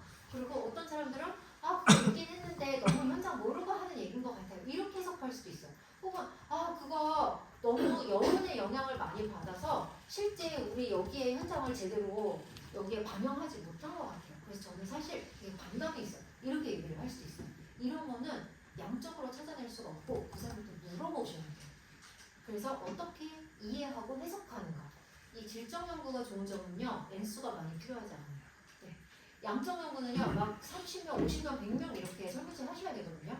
근데 질적 연구는요. 한 5명, 10명 정도만 하셔도 돼요. 대신 깊이 있게 하셔야 돼요. 그 다음에 직무 만족도, 조직 몰입도, 스트레스 수준이 내부자 위협 행동에 미치는 영향은 이 직원이 스트레스를 너무 많이 받으면은 혹은 너무 페이가 적으면은 그 안에서 위험한 행동을 하는 거예요, 직원이. 그거 무엇이 무엇에 미치는 영향은 내 연구 질문이 또 영향은 뭐 비교 이런 단어가 나온다. 그럼 양적 연구예요. 근데 질적 연구자는 내부자가 보안 규정을 어기는 과정은 어떤 경험과 정당화 속에서 이루어집니다. 이 보안 요원이 규정을 어겼어요. 그럼 그 사람이 괜히 어긴 게 아닐 거라고요. 분명히 뭔가 마음속에서 어떤 과정이 있었을 거라고요. 그랬을 때 그것이 무엇인지 그 사람 마음속을 현미경처럼 들여다봐야 되잖아요. 네, 그럴 때 질적 연구를 하는 거예요. 자, 근데 이 사람이 보안 규정 어긴 거잖아요. 어기면 안 되잖아요. 이 사람 잘못한 건데 그거를 내가 논문으로 써서 세상에 알리겠대요. 이 사람이 나한테 이거 인터뷰 해주고 싶겠어요? 보통은 안 하고 싶어 하세요. 네. 그래서 익명성을 반드시 지켜주셔야 되고 그 다음에 질적 연구를 할 때는 그 사람의 너무 개인적인 개인사 막 그 프라이버시 이런 문제가 생기기 때문에 그것이 절대 세상에 내가 인터뷰한 그 사람 누군지 알려주면 안 돼요. 그 다음에 이 사람이 불법을 저질렀잖아요. 그 불법이 정말 심각한 불법이 아닌 한은 내가 그거 어디다가 신고하시면 안 돼요. 그러니까 저희 분야는 질적 연구할 때 어떤 일들이 생기냐면요. 애를 연구하러 가는데 그 집에서 그 애가 자기 부모한테 학대받는 장면을 목격을 해요. 부모가 애를 막 골프채로 막 때리고 있어요. 그럴 때에 연구자가 그거 막잖아요. 그럼 어떻게 되냐 하면은 부모가 이제 더 이상 너 우리 집에 오지 마. 여기서 연구하지 마. 하고 다 차단을 해버려요. 그럼 내 연구가 날아가 버려요. 그 순간에 이 연구자는 막 거기서 막 딜레마가 생겨요. 어떻게 해야 되나. 이게 정답이 있는 건 아닌데 정말 위험한 상황이다. 그럼 당연히 개입해야겠죠. 근데 그게 아니다. 그냥 손바닥으로 좀 때리는 정도다. 그러면은 개입하지 않아요. 왜냐면 어차피 그 가정의 문제를 다 그 한 번으로 해결을 해줄 수가 없기 때문에. 그래서 케이스 바이 케이스 판단을 하시면 되겠습니다. AI 기반 탐지 프로그램 도입 후 탐지율과 오점률은 어떻게 변화했는가? 이건 양적 연구가 될 거고 AI 시스템 도입 이후 보안검색 요원의 판단 방식과 책임 인식이 어떻게 변했는가? 이거는 양적인 연구가 될 거고. 그래서 그 다음에 질적 연구. 보안검색 요원은 훈련을 통해서 무엇을 실제로 배운다고 느끼는가? 배웠느냐가 아니라 무엇을 배운다고 느끼는가? 네, 이런 게 질적 연구 주제가 될 수 있습니다. 자, 그래서 여러분들이 이제 논문 쓰실 때에 제가 이제 초보자 대상 이거를 많이 하니까 이게 이제 논문 쓸 때 들어가야 되는 내용이에요. 처음에 연구 문제가 있고 연구 문제가 이제 양적 연구나 질적 연구 둘 중 하나로 이제 나눠지겠죠. 둘 중 하나로 골라서 하시는 거예요. 그 다음에 둘 중에 무엇이 됐든 연구 대상, 데이터 종류, 연구 대상이 꼭 사람이 아닐 수도 있어요. 내가 수집하는 데이터 수집 방법과 절차, 신뢰도, 타당도, 분석 방법을 여기에 이제 3장에 들어가야 돼요. 여기 지금 파란색 쳐놓은 거가 3장에 들어가는 내용입니다. 자, 그런데 이거는 제가 여러분께 드리는 노하우예요. 뭐냐면은 삼자까지 쓰시고요. 이런 방법까지 쓰시고요. 예상되는 결과를 한번 그냥 상상해서 내가 결과가 이렇게 나면 딱 좋겠다 하는 그 결과를 한번 쓰거나 그려보세요. 이게 근거 기반 연구가 아니라 그냥 내 주장을 하는 연구다. 그럼 그 결과를 내가 어떻게 기술하면 될지, 큰 제목들이 뭐가 될지 한번 쭉 써보시고요. 만약에 이게 이 근거 기반 연구다. 그러면은 그래프나 그 결과가 뭐 어떻게 나올지 한번 그냥 상상해서 그려보세요. 그걸 왜 하냐면요. 그렇게 하고 나서 예상되는 결과를 연구 문제에 한번 맞춰보세요. 그러면 어떤 문제가 생기냐면요. 많은 경우 내가 원하는 결과, 이게 사실 내가 진짜 쓰고 싶은 논문이거든요. 근데 요거랑 맞지 않는 경우들이 한 90%예요. 네. 근데 보통은 이걸 언제 발견하냐 하면은 연구 논문 다 끝나고 나서 자꾸 발견을 하는 거예요. 논문 다 써놨는데 써놓고 나서 보니까 이 학생이 처음에 하겠다고 했던 그 연구가 아닌 다른 엉뚱한 결과를 내놓은 거예요. 그 논문 다 갈아엎어야 되거든요. 그래서 제가 생각해낸 방법이 뭐냐면은 이거 여기까지 쓰기 전에 3장까지 써놓고 그래서 네가 원하는 결과를 한번 그려봐 해요. 그렇게 해서 이게 이제 진심인 거예요. 그 결과가 자기가 원하는 진심인 거예요. 그 결과가 요 연구 문제에 대한 답으로 나올 수 있는지. 우리가 수학 문제집 풀면 어떻게 해요? 수학 문제 풀고 뒤에 답이랑 맞춰보죠. 수학 문제는 이거였는데 내가 답은 엉뚱한 거 내놨으면 안 되죠. 그래서 내 연구 문제가 1, 2, 3번이 있잖아요. 1장에서 내 연구 문제 1, 2, 3번 딱 정한단 말이에요. 그러면은 내 연구 결과도 1번에 대한 답, 2번에 대한 답, 3번에 대한 답 이렇게 나와야 돼요.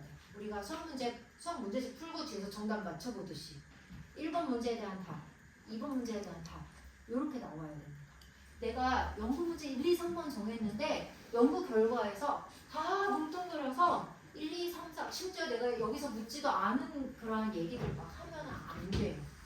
그래서 연구 문제가 3개잖아요. 그 연구 결과가 1 하고 1번 연구 문제 나오고 1번 연구 문제에 대한 답 나오고 그 다음에 2번 연구 문제 있었잖아요. 그럼 그거를 연구 결과에서 소챕터로 그 제목을 써주시는 거예요.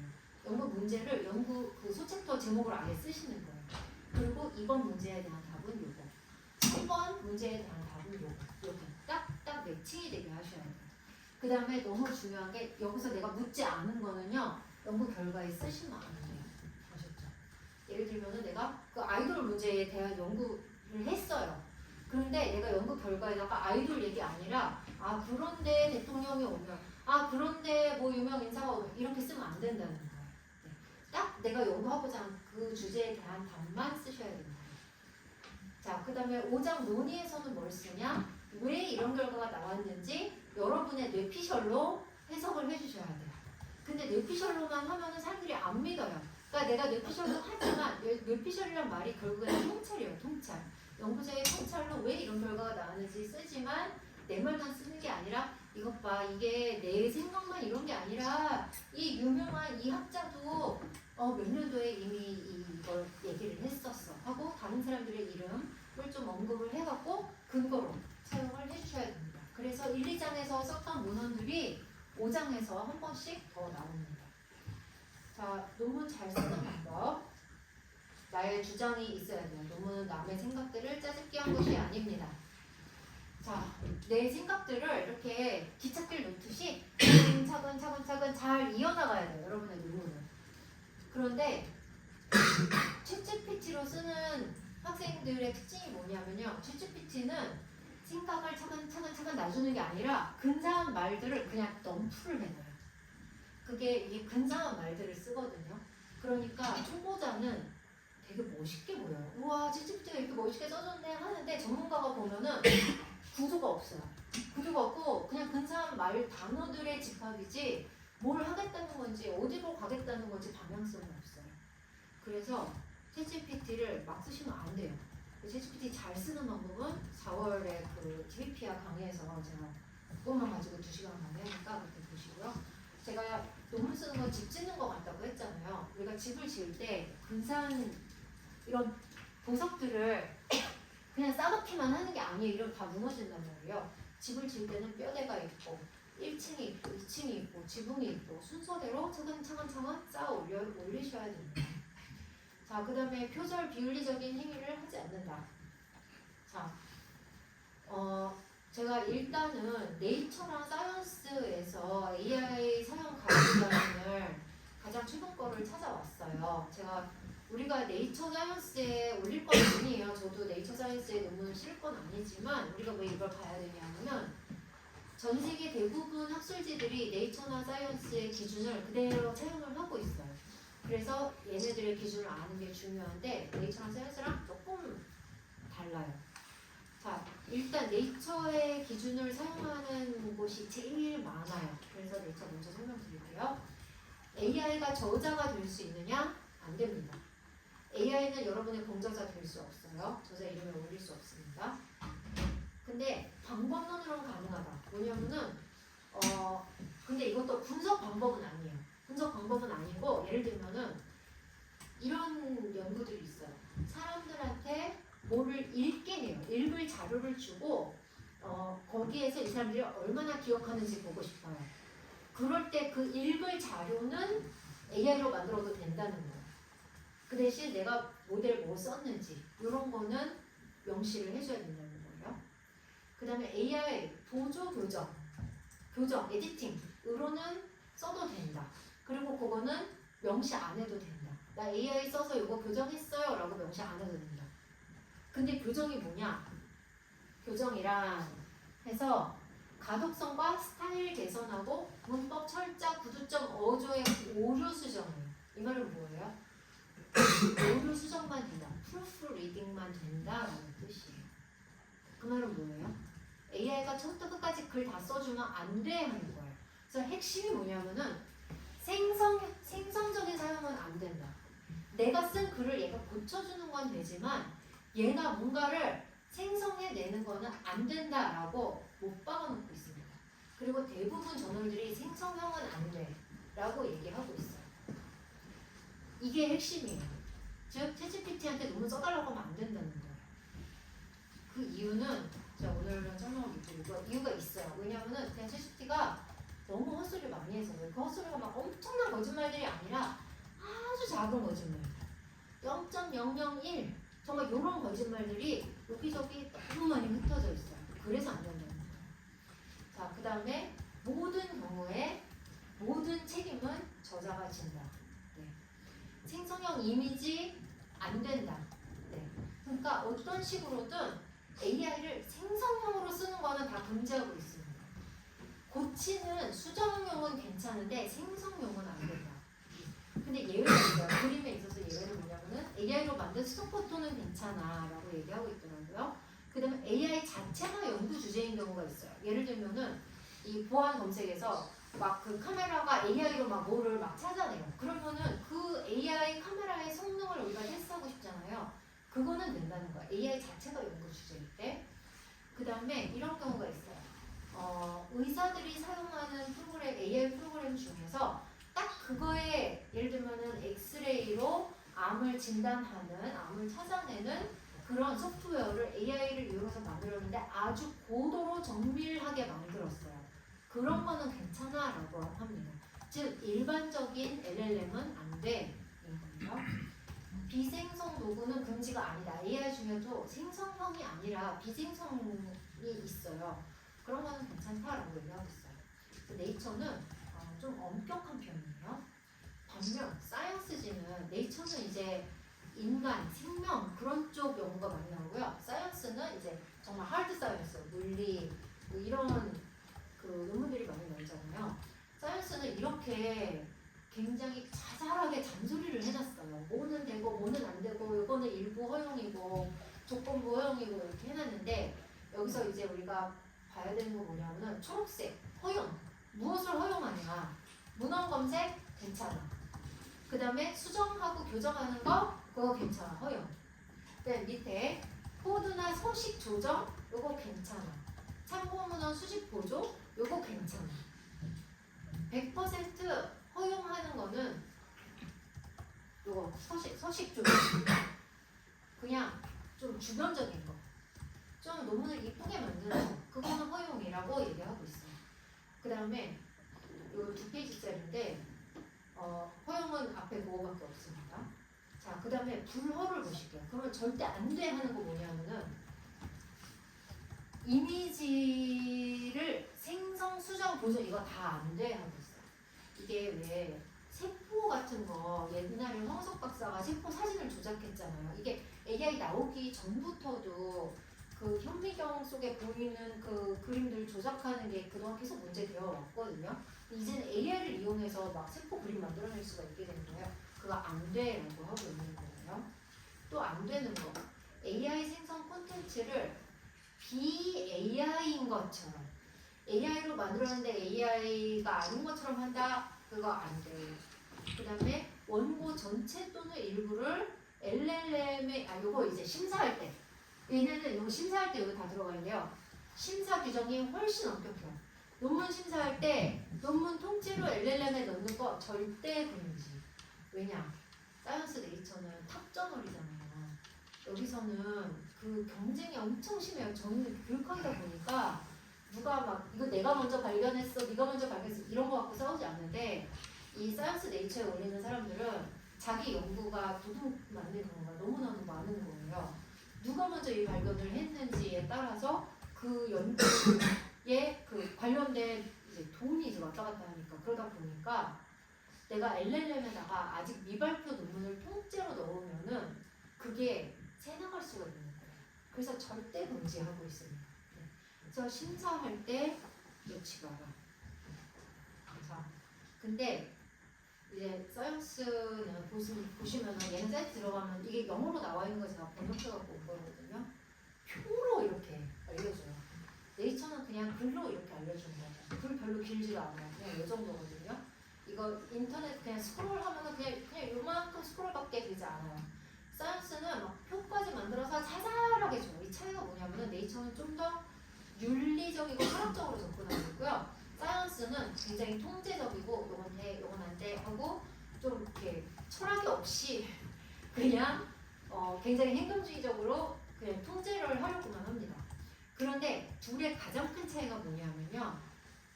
사이언스에서 뭐를 조건부 허용하냐면요. 이거 보세요. 원고 내용 작성 또는 초안 작성.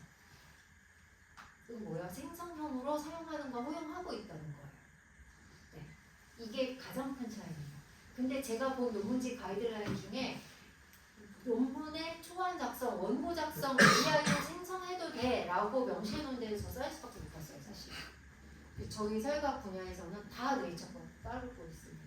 네. 그래서 그 학술지마다 가이드라인 확인을 하시면 되고요. 이거 제가 실제로 다른 학술지 엘세비어도 네이처 거 거의 그대로 똑같이 따라하고 있고요. 테일러 앤 프랜시스도 그것도 그냥 똑같이 따라하고 있습니다. 네. 자, 그래서 우리들 논문에 이제 결과를 먼저 보고 그거에 맞춰서 연구 설계를 정하시면 좋아요. 오늘 연구 설계를 제가 다 설명드릴 수가 없는데 연구 설계는 제 유튜브에 가면은 나와 있거든요. 그래서 내 연구 결과가 이렇게 나왔으면 좋겠다. 그럼 요거는 통제 집단이 있는 사전 사후 실험이 될 거고요. 내 연구 결과가 이렇게 나왔으면 좋겠다. 그럼 요거는 AB 실험 설계가 될 거고요. 그러니까 요런 거는 언제 쓸 수 있냐면요. 예를 들면은 현실적이진 않지만 공항에 그 보안 검색하는 그 뭐랄까 그 기계 있잖아요. 기계가 구형이 있고 신형이 있어요. 그러면 요거는 구형 쓸 때, 요거 신형 쓸 때, 구형 쓸 때, 신형 쓸 때 이렇게 비교한 거예요. 구형 쓸 때는 찾아내지 못했어요. 근데 신형 쓸 때는 많이 찾아냈어요. 뭐 이런 식으로. 그다음에 요건 상관 연구. 무엇이 올라갈수록 무엇이 올라간다. 혹은 무엇이 올라갈수록 무엇이 내려간다. 네, 이런 연구할 때 상관 연구. 그 다음에 이건 좀 종단 연구예요. 종단 연구. 지난 이거는 10일 동안 추위가 어떻게 변했는가. 네. 이런 연구도 하실 수가 있고요. 그 다음에 이거는 연령대별로 비교하는 연구. 이런 것도 하실 수가 있고. 이거는 그냥 기술적인 연구. 뭐냐면은 그냥 그래프로 보여주는 연구.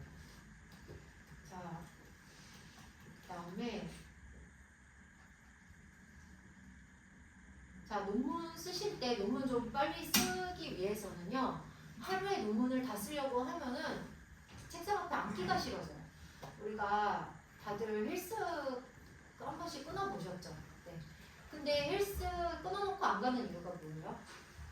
집에서 나가는 게 힘들어서 그래요. 일단 나가면은 이제 다시 막 힘이 나가고 막 신나서 가서 운동하고 올 수 있는데 문제는 침대에 누워있다가 아 운동하러 가야 되는데 왜 이렇게 귀찮지? 하고 침대에 누워있다가 신발 신고 밖에 나가는 거기가 힘들어서 못 가는 거예요.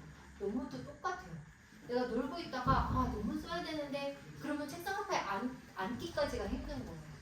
일단 앉으면 쓸 수 있기 때문에 제일 좋은 방법은 너무 부담스럽게 스케줄을 짜지 마시고요. 오늘은 논문 한 줄만 써야지. 그렇게 하시면 일단 한 줄 쓸 수 있잖아요. 내가 아무리 피곤하고 어제 MT 갔다 왔어도 논문 한 줄을 쓸 수 있거든요. 그러면 쓰려고 앉아요. 그러면 한 줄만 쓰고 끝나는 사람은 없습니다. 네, 이렇게 해서 목표를 너무 한 번에 많이 잡지 않고 조금씩 단 논문 읽기는 하루에 다 하시고요. 그 다음에 이게 이제 최근 트렌드 제가 좀 찾아봤어요. 요즘 항공 보안 쪽 연구 트렌드가 뭔가 이게 가장 전통적인 영역이더라고요. 물리적인 보안. 그래서 검색 장비에 대한 연구, 출입 통제 시스템에 대한 연구, 시설 취약성에 대한 연구. 네, 이거 가장 그동안 계속 해왔던 연구 분야고요. 그 다음에 최근 가장 핫한 분야가 휴먼 팩터스예요. 이거는 이 공항 보안 이 분야뿐만 아니라 뭐 다른 분야에서 다 마찬가지 산업 디자인 산업 분야에서 다 요즘 가장 핫한 분야가 휴먼 팩터스. 그래서 이 AI도 마찬가지예요. 그래서 여기에서 인간이 여기 대입이 되었을 때 어떻게 무엇이 달라지는가. 네.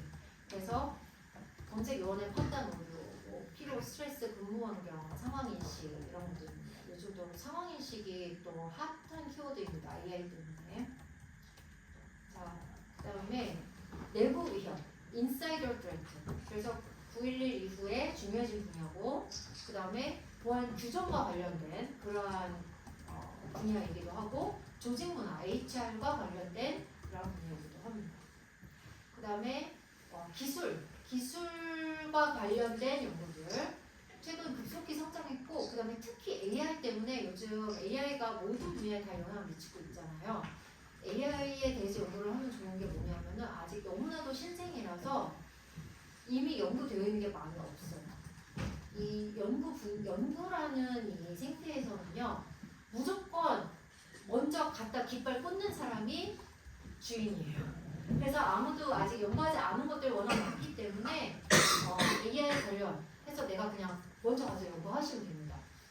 내가 감히 이거 연구해도 되나 이런 걱정하지 마시고 그냥 먼저 하세요. AI 기반 위험 탐지 이게 꼭 공항에서 실제로 다른 나라에서 AI 기반 위험 탐지 어떻게 하고 있나 진짜 실제로 그렇게 하지 않아도 괜찮아요. 그렇게 하지 않더라도 워낙 신생 분야이기 때문에 AI를 이용해서 AI에 이런 기능들이 있는데, 그리고 공항에서의 보안은 아니지만 다른 공장이나 아니면은 국방 이런 분야에서 AI를 이용한 보안 관련된 연구들을 이미 사실 많이 하고 있었단 말이에요. 그러면은 그런 것들을 우리가 조사를 해갖고 그거를 우리 분야에서 어떻게 활용할 수 있는지 그것도 도움이 될 수 있고요. 그다음에 얼굴 인식이나 생체 인식 이것도 많이 하죠. 자동화된 시스템, 사이버 보안. 그다음에 제가 그 리스트 찾아봤을 때 이 학술지에서 제일 많이 나오는 연구들이 정책과 거버넌스 관련 연구들이더라고요. 그리고 제가 추측을 했을 때 데이터에 대한 접근성이 굉장히 낮아요, 이 분야가. 그러다 보니까 할 수 있는 연구가 많지 않은 거예요. 데이터가 없이 할 수 있는 연구를 하다 보니까 그래도 정책 자료나 이런 것들은 이제 그래도 많이 공개가 되어 있으니까 그걸 가지고 연구를 하실 수가 있는데, 지금 제가 우리나라 현재 이 학회에서 나온 학술지 트렌드를 봤을 때는 정책 거버넌스 연구가 어느 분야나 이 연구가 있긴 하지만 너무 지나치게 그러니까 너무 비율이 커요. 이게 좀 밸런스가 좀 맞아야 되거든요. 그런데 현실적으로 데이터 접근성을 높일 수는 없고, 그래갖고 저도 솔루션은 없지만 추천드리는 거는 정책 거버넌스 연구를 뭐 계속 하시되 요게 아니라 지금 요 앞에 실제 데이터나 실제 관찰이나 이 근거 기반 연구를 좀 더 높일 필요는 있다고 생각을 합니다. 왜냐하면 이게 거버넌스 관련 연구는요, 이게 많다는 뜻은 이걸 할 수 있는 사람이 많다는 뜻이거든요. 근데 내가 자꾸 이 연구를 하면은 나의 역량이 길러지지가 않는 거예요. 왜냐하면은 이게 결국에는 우리 자본주의 사회에 살고 있잖아요. 그러면은 내가 나만이 갖고 있는 역량이 있어야 돼요. 내가 어딘가에 뽑히고 싶고, 내가 이 수요가 높은 인력이 되고 싶으면은 남들이 할 수 없는 것을 내가 할 수 있어야 되거든요. 근데 데이터 접근성도요, 그것도 사실은 다 나의 역량인 거예요. 네. 나의 사회적인 네트워크, 내가 어디 가서 무슨 데이터를 찾아오는지, 그것도 나의 역량이고, 네, 그런 데이터가 있으면은 그다음에 내가 또 통계도 돌릴 수 있고, 뭐 아니면 질적 연구를 하자 그러면 내가 인터뷰 그룹을 짜갖고 이 사람들 인터뷰 잘 하는 것도 내 기술이거든요. 이게 하루아침에 쌓을 수 있는 기술이 아니라 되게 유용한 기술이거든요. 그래서 거버넌스 연구만 하지 마시고 이제 연구하시고 싶은 분들은 이것저것 데이터 가지고 할 수 있는 연구도 하셔서 좀 더 다변화 시킬 필요가 있다고 저는 생각을 합니다. 자, 그러면은 요게 요즘 트렌드더라고요. 그래서 요게 좀 전통적인 연구, 기술 중심이고 장비 성능 중심이고 규정 중심이었다면은 지금 가장 최신의 트렌드는 인간과 기술의 결합, 그 다음에 인간의 인지적인, 심리적인 그런 판단, 경험, 그 다음에 시스템 전체를 보는 거. 이게 요 분야만 아니라 교육 분야, 뭐 다른 분야도 다 사실 요 트렌드는 비슷하게 가고 있습니다. 자, 혹시 질문 있으세요? 예, 질문 있습니다. 네. 아까 말씀하신 것 중에 사이언스 쪽에서 보면 네. 연구 작성 내용은 부분적 허용이라고 아까 말씀하셨던 것 같은데 연구 작성에 대한 정확한 범위는 어디서부터 어디까지라고 판단하시나요? 네, 아주 좋은 질문인데요.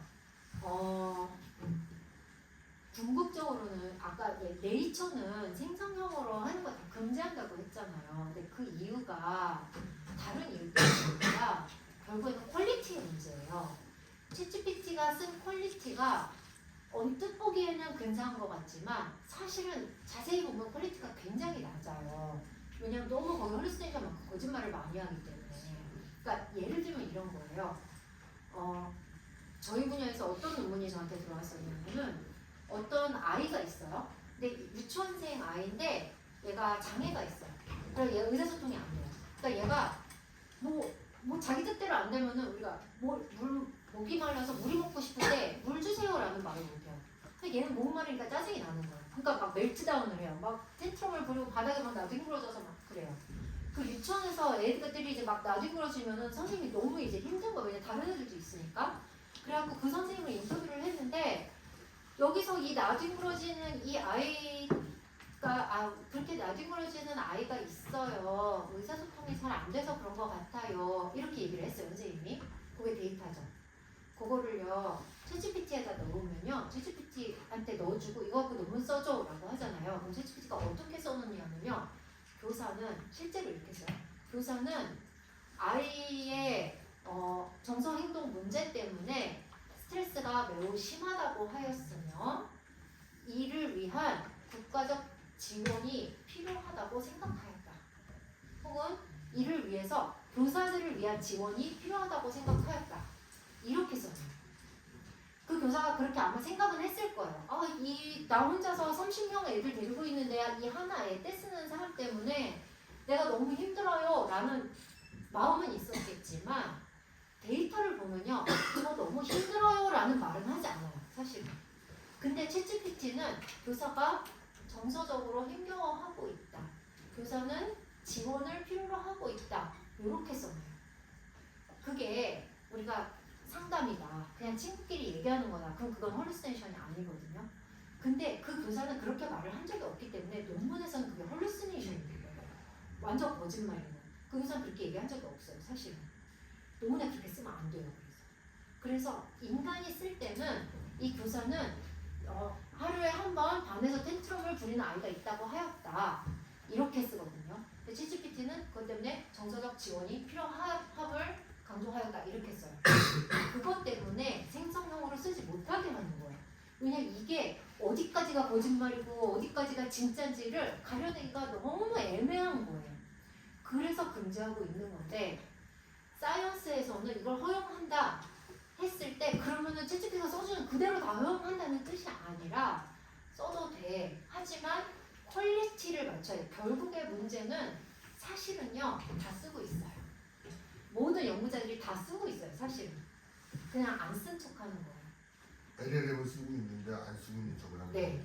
근데 그 LLM을 썼냐 안 썼냐가 어떻게 발각이 돼 이게 들키냐 안 들키냐의 문제인데 안 들키려면은 내가 다 수정을 해야 돼. 챗GPT가 써준 거를 내가 다 수정을 하면은 그건 더 이상 챗GPT가 쓴 게 아닌 게 되는 거예요. 수정을 많이 했기 때문에. 네이처는 그거는 건드리지 않아요. 왜냐 어차피 이거를 챗GPT가 썼는지 인간이 썼는지 어차피 알 수가 없어요. 확실하게 알 수가 없어요. 결과는 퀄리티로 판단을 하는 건데 LLM으로 쓰면 퀄리티가 낮게 나오기 때문에 하지 말라는 거고 낮게 나온 퀄리티를 내가 다 일일이 모든 한 문장 한 문장 다 수정을 해서 바꿔놨으면은 그건 더 이상 LLM이 쓴 거라고 할 수가 없어요. 사실. 즉 퀄리티를 높이면은 LLM으로 썼든 내가 썼든 아무 문제가 되지 않는다는 거예요. 왜냐 퀄리티가 높으면 아무도 그걸 문제 삼지 않아요. 너 뭐로 썼어? 라고 묻지 않아요. 그래서 이게 되게 좀 애매한데 그래서 사이언스지에서는 그래 써도 돼 라고 그냥 얘기하고 있는 것일 뿐이지 결국에 우리가 이거를 판단하는 거는 퀄리티로 판단해요. 네. 그러니까 어디까지 되냐 안 되냐를 굳이 따지자면 퀄리티가 높으면 괜찮고 퀄리티가 낮으면은 LLM으로 썼든 사람이 썼든 그냥 안 된다 라는 것으로 이해를 하시면 되겠습니다. 그러면 그런 퀄리티의 판단은 심사관의 그런 거밖에 없겠네. 그렇죠. 심사자들. 네. 본인은 뭐 괜찮다고 해서 냈으니까 뭐 저자는 상관없어. 심사관들의 어떤 판단에 의해서. 그렇죠. 그래서 저는 이제 저한테 논문 심사 들어오는 것 중에 저는 챗GPT가 쓴 거를 다 바로바로 가려내거든요. 찾을 수 있거든요. 근데 이거를 왜 저는 챗GPT 썼다 하면 다 저는 기재 불가를 봐요. 근데 그 이유가 뭐냐면은 너무 헛소리가 그냥 많이 쓰여 있어요. 데이터에 없는 얘기를 너무 많이 해요. 예를 들면 양적인 데이터다 그러면은 100명을 설문조사 했는데 99명이 1번이라고 답을 했는데 1명이 4번이라고 답을 했어요. 그러면은 인간이 이거를 분석할 때는요 99명이 답한 거를 가지고 쓰지 그 한 명에 대해서 쓰지 않거든요. 근데 LLM은 그 한 명을 굉장히 과장해서 글에다가 써놓는 경우가 많아요. 그래서 마치 대부분 다 1번이라고 답했는데 되게 불만족했던 사람 한 명, 그 사람의 이야기를 필요 이상으로 너무 길게 써놓아요. 그럼 이게 거짓말이냐 아니냐 했을 때 논문에서 그게 거짓말이 돼버리는 거예요. 그렇게 답을 한 사람이 있지만 그거를 과장해버리면 그 헐리시네이션이 돼버려요. 그래서 양적 데이터도 챗GPT가 써주는 거를 그대로 사용하시면 안 돼요. 그래도 제가 요거 하나만 보여드릴게요. 여기 아마 데이터를 기반으로 한 연구를 많이 하진 않으시지만 요즘 이런 게 나왔어요. 그래서 이거는 제가 클로드 맥스를 지금 쓰고 있고요. 한 달에 200불 정도에 내고 있거든요. 그래서 클로드 요건 이제 앱으로 지금 다운로드 받은 거예요. 근데 요거 채팅은 그냥 일반 채팅 챗GPT 쓰시듯이 하시면 되고요. 요 콜은 뭐냐면요. 여기에서 내 컴퓨터에 있는 파일을 위치를 지정을 할 수가 있어요. 그러면은 그 파일이 지금 뭐냐면 요거거든요. 제가 학생들한테 글을 쓰게 했어요. 이게 지금 총 75명한테 글을 쓰게 했어요. 그리고 요거 글 쓴 거 얘네들이 우리 대학 학생들이 글 쓴 거 여기다가 그냥 다 이 폴더 속에다가 다 담아놨어요. 그러고서 어떻게 하냐면요. 예전에는 내가 이거 글 다 하나하나 열고 이거 채점하고 오류 찾아내고 했어야 됐는데 이제는 얘한테 가서 야, 그 폴더에 있는 그 글들 다 읽고 글자 수 평균 예를 들면 이 글들의 단어 수 평균, 문단 수 평균을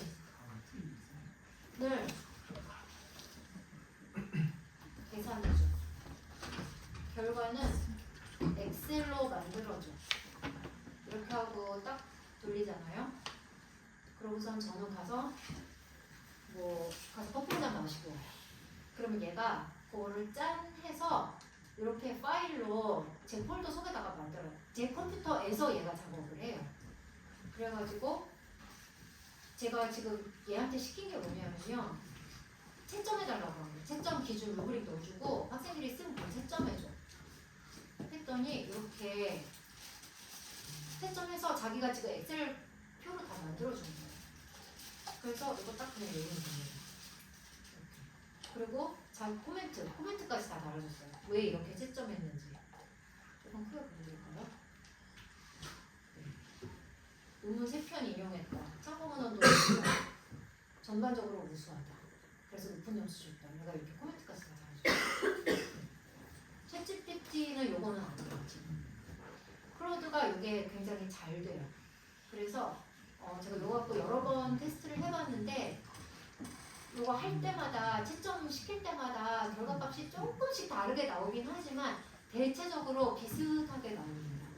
한 80% 정도 일치하게 나와요.